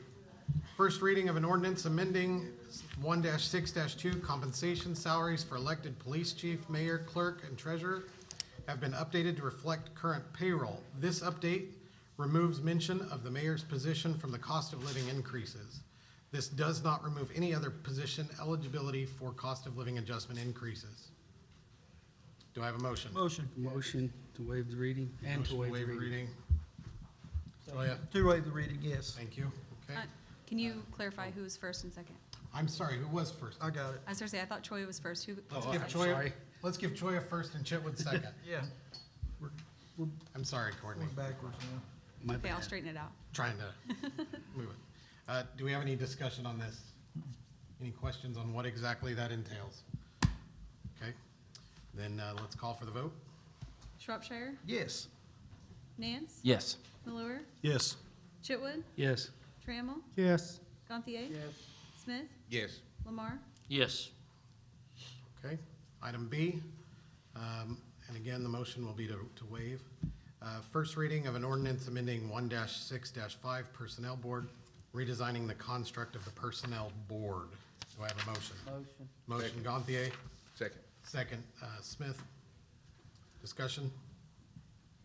Did you make a motion to waive the reading? Yes, that would be included in my. Yes, that is the motion, is to waive the reading. Okay. Call for the vote. Nance, Yes. Malure, Yes. Chitwood, Yes.